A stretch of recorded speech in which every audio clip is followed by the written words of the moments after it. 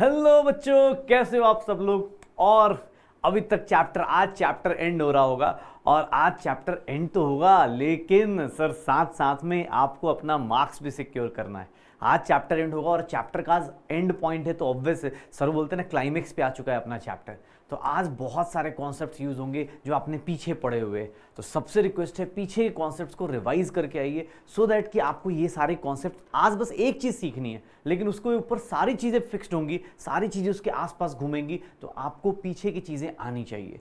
पक्का sir. I hope सबने revision किया, बहुत अच्छा चल रहा है, सब लोग बहुत ही सही पढ़ रहे हो। और अच्छी बात क्या लग रही है कि सर हम जैसे बार बार बोलते हैं, अब तो नीट का रिजल्ट भी आ गया है, तो सर बहुत सारे लोगों को मैं सीधा सीधा बताना चाहता हूँ, आज क्लियरली बोलना चाहता हूँ कि बेटा आप इस बात के सोचो मत कि सर मेरा बैकग्राउंड क्या है, मैंने 11th में क्या किया क्या नहीं किया, सर मेरा ऐसा था, 10th ऐसा था, 9th ऐसा, कुछ फर्क नहीं पड़ता। जब जागो तभी सवेरा होने वाला है। बस आपके ऊपर है कि सर आप कब जागना शुरू करते हो, कब से आप मेहनत करना शुरू कर देते हो। सर आज आप मेहनत करना शुरू कर दो, आज से आपके पास लिख के बोलूँगा कि सर आपका रिजल्ट अगले साल का इंप्रूव होगा ही होगा और बेस्ट आएगा। आप अगर आज से भी आप मेहनत करने को तैयार हो जाते हो तो। मेहनत करने का मतलब ये नहीं कि सर 2 दिन पढ़े और तीसरे दिन नहीं आए, सर वो फिर फायदा नहीं। मैं आपको शुरुआत की पहली या दूसरी वीडियो में ही बोला था कि आपको लगता होगा ना कंसिस्टेंसी देखनी है, तो आप अपनी कॉपी की पहले पेज का नोट्स देखो और आज के पेज का नोट्स देखो, आपको अपनी राइटिंग में डिफरेंस दिख जाएगा। इसका मतलब क्या है, कंसिस्टेंसी कहीं ना कहीं ऊपर है नीचे हो रही है। कहीं कहीं लग रहा होगा अरे सर बहुत न्यूमेरिकल्स कराते हैं यार, बहुत सारी चीज़ें बताते हैं, मैं ये सब चीज़ें कैसे लिखूं, कितनी स्पीड में लिखूं। ये चीज़ें आना ना नेचुरल है, लेकिन सर सक्सेसफुल वही कहलाएगा जो सर इन सब चीज़ों को ना अपने ऊपर हावी ना होने दे। आपको मेहनत करनी है तो करनी है। सर डॉक्टर बनना है तो मेहनत करके बन जाएंगे, इतना जान जाओ। मेहनत करेंगे पक्का बनेंगे, नहीं करेंगे तो आपको ही पता है, पूरी दुनिया को पता है कि भाई 18 लाख लोग आते हैं तो उसमें सारे डॉक्टर नहीं बन पाते। सर आप उस कैटेगरी में नहीं जाना है। आप सोचो ना, आप इतना सारा टाइम दे रहे हो, आज चैप्टर एंड होने पे आ रहा है, आज सबसे क्लाइमेक्स वाली चीज मिलेगी और उसके बाद उसका एप्लीकेशन मिलेगा, चीजें मिलेंगी, मेरी तरफ से खजाने के क्वेश्चंस मिलेंगे और अगले चैप्टर में भी आपको क्वेश्चंस से क्वेश्चंस मिलेंगे। लेकिन मैं ट्राई करूंगा कि पीछे की चैप्टर को आपको भूलने ना दूं, खजाने में 1 या 2 क्वेश्चन मिनिमम रख ही दूं कि भैया आप इसको करके आइए। लेकिन आपकी तरफ से मैं चाहता हूं कि सर आज ही चैप्टर में आपको एंड करके मैं दे दूंगा आपके नोट्स में, लेकिन सर मैं ये चाहता हूं कि आप आज से एनसीईआरटी एग्जाम्पलर, पीडब्ल्यू के मॉड्यूल्स, पीडब्ल्यू के डीपीपी, ये सीट्स आप अटेम्प्ट करते रहिए। पक्का इसको बार बार रिवाइज करते रहिए, क्वेश्चन इससे बाहर नहीं जाएगा। अभी जस्ट 4 सितंबर वाला पेपर ही मैंने करा के दिखाया था आपको नीट के पेपर्स भी करा के दिखाए थे मैंने कि सर आप कर पा रहे या नहीं। बहुत सारे लोगों ने विद इन सेकेंड किया है, तो भाई रिजल्ट आप ही दोगे, श्योर हो। चलो एक काम करते हैं, बहुत सारा मोटिवेशन हो गया, तो एक काम करते हैं सर, मैं कल अपने पास लास्ट क्लास में हमने क्या किया था, कॉलिगेटिव प्रॉपर्टीज स्टार्ट करी थी और उसको फिनिश किया था। कॉलिगेटिव प्रॉपर्टीज में क्या देखना शुरू किया था कि सर मेरे पास 4 टाइप की कॉलिगेटिव प्रॉपर्टीज आती हैं और मैं चारों का अगर फॉर्मूला लिखना चाहूं, तो अब मैं फास्ट फॉर्मूला लिखना चाहूं तो मेरे पास फॉर्मूला क्या हो जाएगा, chi2 n2 upon n1 plus n2 हो जाएगा। अच्छा सर डेल्टा टीबी की बात करूं तो डेल्टा टीबी क्या हो जाएगा, kb into M. Sir what is delta TF, sir ये क्या हो जाएगा, kf into M. And what is pi is nothing, CRT। Sir pi क्या होता है, CRT। ऑस्मोटिक प्रेशर, ये ऑस्मोटिक प्रेशर था, इसमें कॉन्सेंट्रेशन मोलारिटी लेते हैं कैपिटल M वाला, इसमें स्मॉल m मोलारिटी लेते हैं और यहाँ मोल फ्रैक्शन लेते हैं। सर यहाँ टेम्परेचर है इसलिए मोलारिटी ले सकते हो आप। अच्छा ऑस्मोटिक प्रेशर हम सबसे ज़्यादा यूज़ करते हैं, रीज़न हम डॉक्टर बनने के बाद सबसे ज़्यादा यूज़ करते हैं ऑस्मोटिक प्रेशर का, रीज़न कि सर ये टेम्परेचर के साथ है और प्लस कॉन्सेंट्रेशन थोड़ा भी चेंज करोगे इसकी वैल्यू चेंज हो जाती है, तो ये ज़्यादा यूज़फुल है। ये तीनों रिलेटिव क्वांटिटी थी, ये वाली क्या है, एब्सोल्यूट क्वांटिटी है। एब्सोल्यूट क्वांटिटी मतलब क्या हो जाएगा कि सर ये सारा का सारा एब्सोल्यूट नंबर में आएगा कि हाँ सर जैसे ही बात करेंगे ऑस्मोटिक प्रेशर, आपको किसी रेफरेंस स्केल की जरूरत नहीं। टेम्परेचर फ्रीजिंग पॉइंट का डिफरेंस देखना है तो आपको पहले का फ्रीजिंग पॉइंट पता होना चाहिए, बाद का पता होना चाहिए, इसमें कुछ भी देखने की जरूरत नहीं पड़ेगी। तो ये मेरा कॉलिगेटिव प्रॉपर्टीज हो गए। अच्छा एक बात बताओ, कॉलिगेटिव प्रॉपर्टीज को मैंने डिफाइन जब करना शुरू किया था तो कॉलिगेटिव प्रॉपर्टीज मैंने कैसे डिफाइन किया था कि सर कॉलिगेटिव प्रॉपर्टीज क्या होती हैं, तो सर जो किस पे डिपेंड करती है, सिर्फ और सिर्फ किस पे डिपेंड्स करती है, sir depends only on number of solute particle. सिर्फ और सिर्फ किस पे डिपेंड करती है, number of solute particles. Sir हमेशा सिर्फ और सिर्फ किस पे डिपेंड करेगी, नंबर ऑफ सॉल्यूट पार्टिकल्स पे। पक्का, तो सर ये कॉलिगेटिव प्रॉपर्टीज हो गई, ये चारों कॉलिगेटिव प्रॉपर्टीज हमने देख लिया।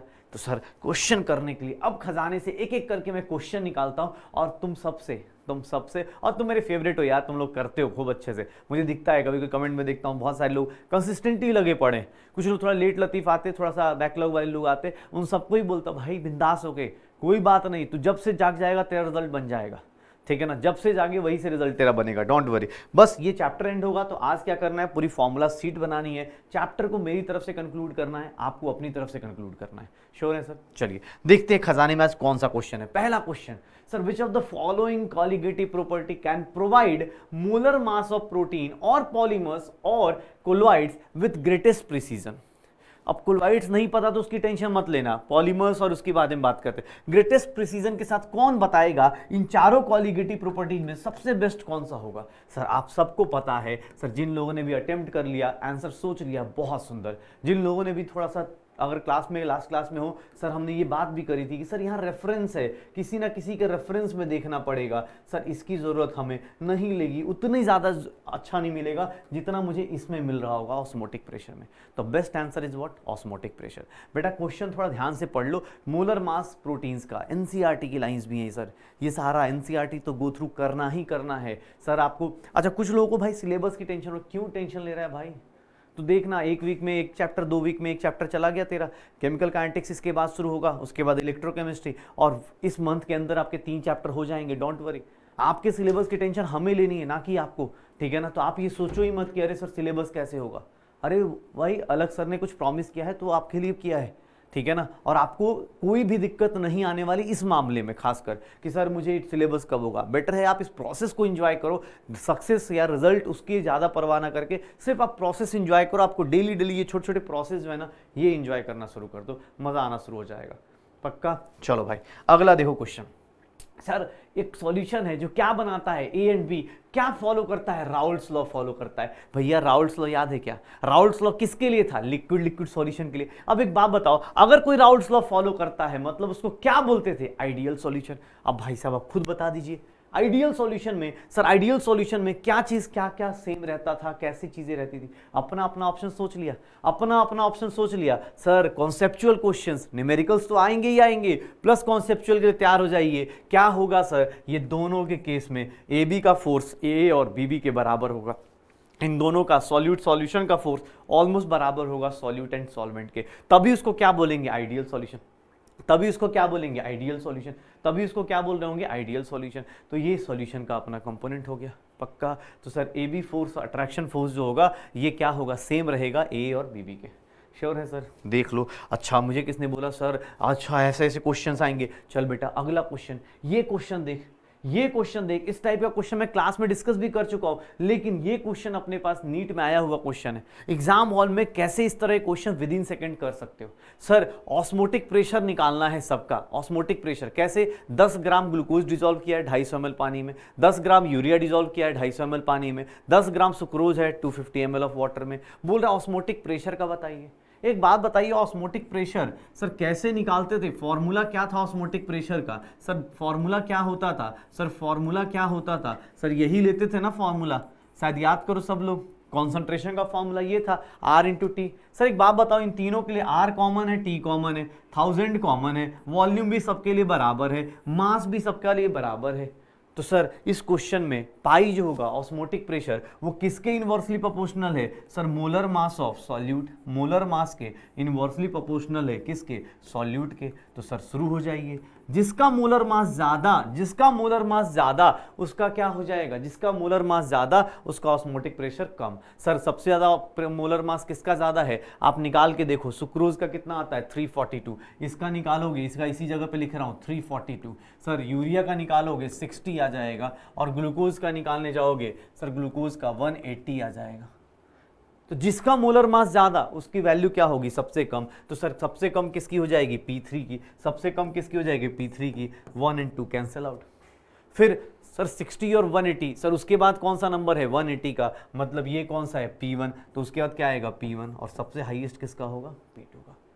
तो सर छोटे छोटे क्वेश्चन, कॉन्सेप्चुअल क्वेश्चन ऐसे होते, कोई न्यूमेरिकल नहीं, कोई न्यूमेरिकल नहीं। सोच फिजिकल केमिस्ट्री में सर ऐसे भी क्वेश्चन पूछे जा सकते हैं जहां कोई कैलकुलेशन ना हो। तो जो लोग कैलकुलेशन चला रहे भाई, ऐसा भी हो सकता है कि आप बिना कैलकुलेशन के क्वेश्चन सॉल्व करना शुरू कर दो। क्यों? अरे सर सबके लिए वॉल्यूम सेम है 10 ग्राम 250 ml, ठीक है, ये भी सेम है, ये भी सेम है, मास भी सबका सेम है 10-10 ग्राम। तो मतलब ये सारे कंपोनेंट जब सेम है तो सर पाई जो होगा सिर्फ और सिर्फ किस पे डिपेंड करेगा? मोलर मास ऑफ सॉल्यूट पे, और जिसका मोलर मास ज्यादा उसकी वैल्यू सबसे कम। पक्का यहां तक हो गया सर? सर देखिए अगला क्वेश्चन देखिए सर, ये क्वेश्चन ऑब्जेक्टिव नहीं है, एनसीईआरटी का क्वेश्चन है, सब्जेक्टिव क्वेश्चन है। मैं इसलिए लेके आया हूं क्योंकि आज चैप्टर एंड हो रहा है, तो मैं चाह रहा हूं आपको सब कुछ रिवाइज कराता हुआ चला जाऊं। सर ये देख लो, अब इस क्वेश्चन को देख लीजिए आप सब लोग। बेंजीन और टॉल्विन आइडियल सॉल्यूशन बनाते हैं, बहुत बढ़िया। Vapour pressure of pure benzene, मतलब पी नॉट ऑफ बेंजीन दिया हुआ है। बेटा जब भी किसी, बहुत सारे लोगों को सर न्यूमेरिकल पढ़ने में और समझने में टाइम लगता है, तो आप जैसे लोगों के लिए मैं बार बार सजेशन दे रहा हूं कि सर आप कुछ नहीं, आपने एक एक लाइन पढ़ लिया करो, एक एक लाइन तोड़ तोड़ के पढ़ा करो। जैसे बेंजीन और टॉल्विन आइडियल सॉल्यूशन बना रहे हैं, तो अच्छा आइडियल सॉल्यूशन मतलब राउल्ट्स लॉ, ऐसे सोचा करो। अच्छा आइडियल सॉल्यूशन मतलब राउल्ट्स लॉ, ठीक है। Sir vapour pressure of pure benzene and toluene, vapour pressure of pure benzene and toluene ये कितना है सर अपने पास? Vapour pressure of pure benzene and toluene, sir P nought of benzene दिया हुआ है कितना sir? 50.71 mm। Sir P nought of toluene, P nought of toluene, sir P nought of toluene कितना है? 32.06 mm, 32.06 mm। P nought of benzene, P nought of toluene, ये क्या हो जाएगा? ये दिया हुआ है, चलो यार यहां तक रख दो। क्या बोल रहा है? मोल fraction of benzene in vapour phase, mole fraction of benzene in vapour phase बोल रहा है, मतलब वाई ऑफ बेंजीन निकालना है मुझे। सर वेपर फेज का मतलब कि sir pressure of benzene divided by pressure of benzene divide by P total, ऐसे ही करके निकालूंगा शायद। तो सर ये चीज मुझे निकालनी है। देख ले न्यूमेरिकल को ऐसे तोड़ तोड़ के पढ़ लो, तोड़ तोड़ के पढ़ लो। क्या बोल रहा है कि सर 80 ग्राम बेंजीन है, मतलब सर 80 ग्राम बेंजीन दिया है तो number of moles of benzene निकाल सकता हूं मैं। Number of moles of benzene कितना होगा? बेंजीन का फॉर्मूला C6H6, तो सर 78 हो गया। नंबर ऑफ मोल्स ऑफ टॉल्विन निकाल सकता हूं, टॉल्विन में कुछ नहीं, क्या हो जाता है? C6H5, और यहाँ क्या लग जाता है? CH3। कैलकुलेट करोगे तो कितना आ जाएगा अपने पास? इसको फॉर्मूला देखो तो C7H8 आ गया, इसका 84 + 8 कितना हो जाएगा? 92। तो सर ये देखो, सर देख लो अपने पास 100 ग्राम अपॉन 92। सर किसने बोला नहीं सर एक काम कीजिए कैलकुलेशन पूरा कीजिए? तो चलो भाई कर लेते हैं। सर थोड़ा सा आप भी थोड़ा सा फास्ट कैलकुलेशन कर सकते हैं, थोड़ा सा फास्ट कैलकुलेशन आप भी कर सकते हो। ये देख लो अपने पास 80 अपॉन 78, 80 अपॉन 78 कितना हो जाएगा? 1.02। सर अगर 1.025, और इसके बारे में बात करूं 100/92, तो 100/92 1.08, 02 ही ले लेता हूं ताकि कैलकुलेशन आसान रहे, ठीक है। अब सर किसने बोला सर वो कैसे निकालोगे? तो प्रेशर ऑफ बेंजीन क्या होता है? P nought of benzene into mole fraction of benzene divided by sir P not benzene का मोल फ्रैक्शन बेंजीन का प्लस पी नॉट टॉल्विन का इनटू मोल फ्रैक्शन टॉल्विन का। तो सर इसको पकड़ लो। अब मुझे किसने बोला सर मोल फ्रैक्शन बेंजीन का बताओ? मोल फ्रैक्शन बेंजीन का कितना आएगा? Sir mole fraction of benzene 1.02 divide by 1.02 plus 1.08 कितना हो गया? 1.02 डिवाइड बाई 2.1। तो सर ये आ जाएगा अपने पास 1.02 डिवाइड बाई 2.1 कितना आ जाएगा? 0.485। सर मोल फ्रैक्शन इसका इतना आ गया। What is mole fraction of toluene? Mole fraction of toluene कितना हो जाएगा? 1 minus mole fraction of benzene. Sir याद करो, ये सारे कॉन्सेप्ट रिवाइज कराने की कोशिश की जा रही है आपको। सर ये देख लीजिए, अगर आपसे बोला जाए तो ये सब चीजें 515 मोल फ्रैक्शन टॉल्विन का आ गया। अब सबकी वैल्यूज दी हैं, यहाँ पुट करके निकाल लो। Sir P nought of benzene कितना दिया है? थोड़ा कैलकुलेशन है क्योंकि ऑब्वियस है एनसीईआरटी है तो उसने कैलकुलेशन की मेहनत ज़्यादा करवा रखी है हम लोगों से, लेकिन हाँ चाहोगे तो आप इसको ट्राई कर सकते हो और निकाल सकते हो। ये कितना हो गया? 50.71, 0.485 प्लस ये कितना हो जाएगा? इसकी वैल्यू कितनी दी है? 32.06, इंटू इसकी वैल्यू 0.515। सर इसको कैलकुलेट करेंगे, y ऑफ बेंजीन आ जाएगा, y ऑफ बेंजीन आ जाएगा। सर कैलकुलेशन करते रहिए। आई नो कि कैलकुलेशन डिफिकल्ट है, लेकिन सर ये कैलकुलेशन करनी पड़ेगी। दूसरी बात कि सर एनसीईआरटी क्वेश्चन है, जिसको बिलीव ना हो रहा हो तो भैया किसी भी नीट पेपर का आज के टाइम पे लास्ट 5-6 ईयर्स का देखो क्वेश्चन, तो सीधा सीधा आज के टाइम पे ये न्यूमेरिकल्स उठा के पूछ देते हैं। तो भैया देख लो, वेपर प्रेशर ऑफ बेंजीन निकालना है, निकाल के देख लो अपने पास।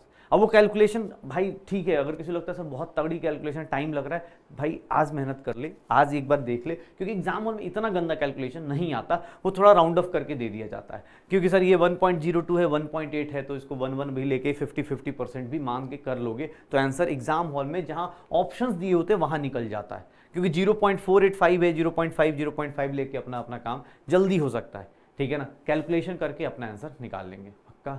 चलो भाई, ये सुंदर सा क्वेश्चन, सर ये राउल्ट्स लॉ का हो गया, राउल्ट्स लॉ का सारा काम कर लिया। ये क्या है सर? ये भी बहुत सुंदर सा एनसीईआरटी का क्वेश्चन है और सबसे सुंदर से क्वेश्चंस में से एक है। से को एक किसी बोलता हो ना कि सर एनसीईआरटी क्या है, भाई एनसीईआरटी में ये सब क्वेश्चन है, थोड़ा पढ़ो इस क्वेश्चन को। अब उसका आंसर निकाल लेना भाई। अब ऐसा ना बोलना कि अरे सर उसका आंसर कैलकुलेशन करनी है, थोड़ा गंदा है कैलकुलेशन का, बाकी बोलोगे तो मैं निकाल देता हूँ। पता चला सर बोल रहे हैं अरे सर आपने नहीं निकाला, हमने कैसे निकालेंगे, हम इतनी कैलकुलेशन क्यों करेंगे, सर सारा कुछ आप ही कर दो। चल भाई निकाल देता हूँ। ऊपर क्या आ जाएगा 24.59, नीचे क्या आ जाएगा 32.06 इंटू 0.515 कितना हो गया प्लस 24.59, ये आ गया 41.1, तो 41.1, तो ये हो गया 24.59 डिवाइड बाई 41.1, 0.6 के आसपास। मोल fraction of benzene in vapour phase कितना आ गया 0.6। तो ये अपने पास क्वेश्चन निकल के आएगा अप्रॉक्सीमेटली मेरे पास 0.6। मैं ये दिखाना चाह रहा था कि सर ये क्वेश्चंस अगर आते हैं एग्जाम हॉल में, अब कोई कैलकुलेशन की टेंशन अभी मत लेना भाई, मैं सही बता रहा हूँ, एग्जाम हॉल का कैलकुलेशन बहुत ईजी होता है। ये सब इसलिए है ताकि आप प्रैक्टिस कर पाओ। मैं जानबूझ के एनसीईआरटी क्वेश्चन डाले क्योंकि बहुत सारे लोग बोर्ड्स के लिए भी लेके टेंशन में है, भाई एनसीईआरटी के अच्छे क्वेश्चन अपने आप ही डिस्कस हो जाएंगे, आप उसके लिए टेंशन मत लेना। सर ये क्वेश्चन पकड़िए, सर दो एलिमेंट है ए एंड बी, ये कंपाउंड बनाते हैं AB2 और AB4। अच्छा एक बात बताओ, AB2 कंपाउंड बनाते हैं, मुझे एटॉमिक मास कैलकुलेट करना है, नहीं पता ए का मास कितना है, बी का मास कितना है, तो एक काम करे सर, एक काम करते हैं ना, एटॉमिक मास ए का, एटॉमिक मास ऑफ ए कितना मान ले सर, ए ही मान लेते हैं, और एटॉमिक मास ऑफ बी, इसको भी कितना मान लेते हैं, बी ही मान लेते हैं। एटॉमिक मास ऑफ बी, ये भी कितना मान लेते हैं, बी ही मान लेते हैं। तो AB2 का मास कितना होगा, AB2 किसके किसके एटम से मिलके बना है, ए का एक एटम है तो उसका मास, ए का मास, और बी के दो एटम्स हैं तो इसका मोलर मास, ये आ जाएगा। ठीक है, अब देखो AB4 बोला गया, AB4 तो इसका मोलर मास कितना हो जाएगा, AB4 बोला गया तो इसका मोलर मास कितना हो जाएगा, A+4B आ जाएगा इसका मास। अच्छा सर इससे मुझे क्या फ़ायदा, पहले एक लाइन पढ़ के मैंने, ये पहली लाइन पढ़ के देखो, अब देख लो मुझे क्या बोला गया सर, 20 ग्राम बेंजीन डिसॉल्व किया गया, सॉरी 20 ग्राम बेंजीन है सॉल्वेंट, उसमें 1 ग्राम AB2 डालते हैं तो फ्रीजिंग पॉइंट कितना हो रहा है, डेल्टा TF का चेंज कितना हो रहा है 2.3। ओके, अगर 1 ग्राम AB2 डालते हैं तो, और 1 ग्राम AB4 डालते हैं तो उसके बीच में कितना आ रहा है 1.3 केल्विन। अच्छा एक बात बताइए सर, केस 1, सर AB2 वाला केस लेते हैं, AB2 in benzene. Sir delta TF का फॉर्मूला क्या होता है, KF into W2 upon M2 into 1000 upon W1, यही होता है। तो सर डेल्टा TF पहले वाले केस में कितना है 2.3, KF कितना है 5.1, सर W2 कितना है तो 1 ग्राम, अपॉन मोलर मास कितना है तो सर A+2B लिखूंगा, क्यों, क्योंकि सर A का मास और ये A+2B इसका क्या हो जाएगा molar mass, into sir 1000 upon W1 कितना है तो सर 20 ग्राम। ठीक है, तो सर एक इक्वेशन ये आ गई, एक इक्वेशन ये आ गई, ठीक है सर ये इक्वेशन आ गई। व्हाट इज केस 2, केस 2 में क्या बोला जा रहा है कि सर AB4 को बेंजीन में डाल रहे हैं, AB4 को हम लोग क्या डाल रहे हैं बेंजीन में, AB4 को बेंजीन में डाल रहे हैं।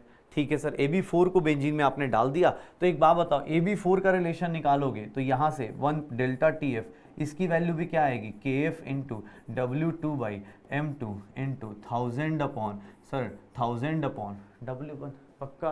तो सर एक काम कर लो, इसकी वैल्यू कितनी है 1.3 1.3 केल्विन, ठीक है 1.3 केल्विन। और ये KF अगेन कितना है 5.1, W2 फिर से, और इसकी वैल्यू कितनी हो जाएगी A+4B इंटू 1000/20। सर ये देख लीजिए, ये दो इक्वेशन है, ये दो इक्वेशन है और दो वेरिएबल है। सॉल्व करने की कोशिश करें क्या, दो इक्वेशन है दो वेरिएबल है, कैसे निकालेंगे? तो सर एक काम कर लेते हैं, A+2B की वैल्यू यहां से निकाल सकता हूं, A+2B की वैल्यू यहां से निकाल सकता हूं, कितना आ जाएगा सर? अगर देखो तो ये लिखा हुआ है ना, अब इसको सॉल्व करके A+2B निकाल दो 1000/20। सर A+2B की वैल्यू कितनी आ गई? A+2B की वैल्यू आ जाएगी 5.1/2.3 इंटू 1000/20, यही होगा। ये कितना हो गया 50, और A+2B की वैल्यू निकालने जाऊंगा तो सर 50 इंटू 5.1 डिवाइड बाई 2.3 कितना आ रहा है A+2B की वैल्यू 50 इंटू 5.1 डिवाइडेड बाई 2.3 तो 110.8 ये आ गया। ओके सर ये आ गया A+2B की वैल्यू। मैं एक इक्वेशन लिख लेता हूं ताकि आपके लिए पता चल जाए, दो इक्वेशन है दो वेरिएबल है। सर देखो ये सब क्वेश्चन NCERT का है तो ऑब्वियस है आपको कभी भी पूछा जा सकता है। नेक्स्ट सर अगले वाले में A+4B निकालने जाएंगे तो उसके केस में इक्वेशन दिखेगी आपको सेम इक्वेशन, बस वहां पे भी कितना हो जाएगा 1000 इंटू सॉरी ये अपने पास ये 1/A+4 करो 1 कितना आ जाएगा अपने को 1.3 इंटू 1000/20 ये भी होगा। तो सर ये भी कितना हो गया 50, और A+4B की वैल्यू जो निकालूंगा वो कितना आ जाएगा 5.1 इंटू 50 डिवाइड बाई 1.3। सर कितना हो गया 50 into 5.1 this is divide by 1.3 तो कितना आ गया 196.1। तो सर A+4B आ गया, A+4B आ गया, A+4B आ गया 196.1। सर एक बात बताओ, मैथ्स में एक इक्वेशन सॉल्व करिए, दो वेरिएबल है दो इक्वेशन है, तो सर ये माइनस माइनस कर दूं, बचपन में शायद 10th क्लास में पढ़ा होगा, -2b की वैल्यू कितनी आ जाएगी, -2b की वैल्यू कितनी आ जाएगी? अगर मैं बात करूं इसकी तो -2b की वैल्यू कितनी आ जाएगी? इसकी वैल्यू निकालोगे तो -2b की वैल्यू 85.35 आ जाएगी। तो b की वैल्यू 85.3 ले लेता हूँ, 85.3 ले लेता हूँ, तो b की value minus minus cancel 85.3 divide by 2 कितना आ जाएगा सर 42.6। b की वैल्यू कितनी आ गई 42.6। अब किसने बोला सर a की वैल्यू निकाल दो, तो a की वैल्यू दी हुई है A+2B इज इक्वल्स टू किसी एक इक्वेशन से जो बचपन में करते थे वैसे ही a की वैल्यू निकाल दो। इसको करो सॉल्व, -2 टाइम्स 42.6 करके अपने पास कैलकुलेट करेंगे कितना आ जाएगा, ये कैलकुलेट करेंगे ये कितना हो गया 12, ये 2 2 जा 4 एक 5 और ये कितना हो गया 8 -110.8। सर ये कितना हो गया 6 और 10 में से 5 गया 5, ये कितना हो गया 25.6। तो इसका अपने पास इसका मोलर मास इसका मोलर मास निकालते रहो। तो सर ये NCERT की बुक्स के क्वेश्चन है, थ्योरेटिकल क्वेश्चन है, इसीलिए अपने को अगर मैं बात करूँ ना तो इसीलिए अपने को इस तरह की कैलकुलेशंस आ रही। अदरवाइज अगर नीट एग्जाम में क्वेश्चन आएगा तो कॉन्सेप्ट समझ लो कि सर ने कैसे कॉन्सेप्ट यूज किया। नीट एग्जाम में अगर ये क्वेश्चन आएगा तो भाई साहब इसका आंसर आपको बहुत जल्दी निकलने को दिया जाएगा। इतना डिफरेंट मतलब होता है ना, कैलकुलेशन ऐसी दी जाएगी जल्दी कैलकुलेट हो जाए, ये वाली कैलकुलेशन थोड़ी अवॉइड की जाएगी। जैसे यहाँ पे मैं अगर 2 पॉइंट यहाँ पे क्या करता 2 इसका आधा ले लेता तो जल्दी कैलकुलेशन हो जाती। तो एग्जाम हॉल में इतना मत डरना, बोलना कि हाँ सर ये रहा, ये केस आपने दिया है AB2 in benzene AB4 in benzene, दोनों केस में दो इक्वेशन से मैंने क्या दो इक्वेशन निकाली, A+2B की वैल्यू निकाली, A+4B की वैल्यू निकाली। सर बेसिक मैथ्स यूज किया, सर इसको हमने कैलकुलेट किया, यहाँ से 10th क्लास की B की वैल्यू आई, A की वैल्यू आ गई, हो गया। तो ऐसे करके आंसर निकालते रहो पक्का। अच्छा कहीं कैलकुलेशन मिस्टेक हो तो भाई पहले ही सॉरी बोल देता हूँ, पता चला कि हाँ सर, क्योंकि ऑब्वियस है यहाँ पे थोड़ा फास्ट कर रहा होता है आदमी, तो अगर कुछ गलती से ऊपर नीचे हो गया होगा तो आप एडजस्ट कर लेना, समझ जाना, कॉन्सेप्ट समझने से मतलब रखना, ठीक है ना।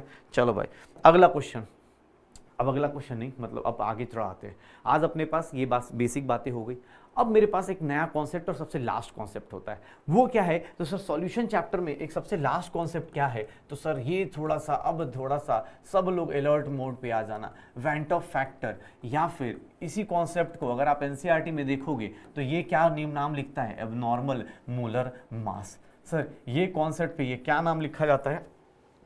Abnormal molar mass. Sir went of factor या एबनॉर्मल मोलर मास के बारे में बात करते हैं, ये है क्या?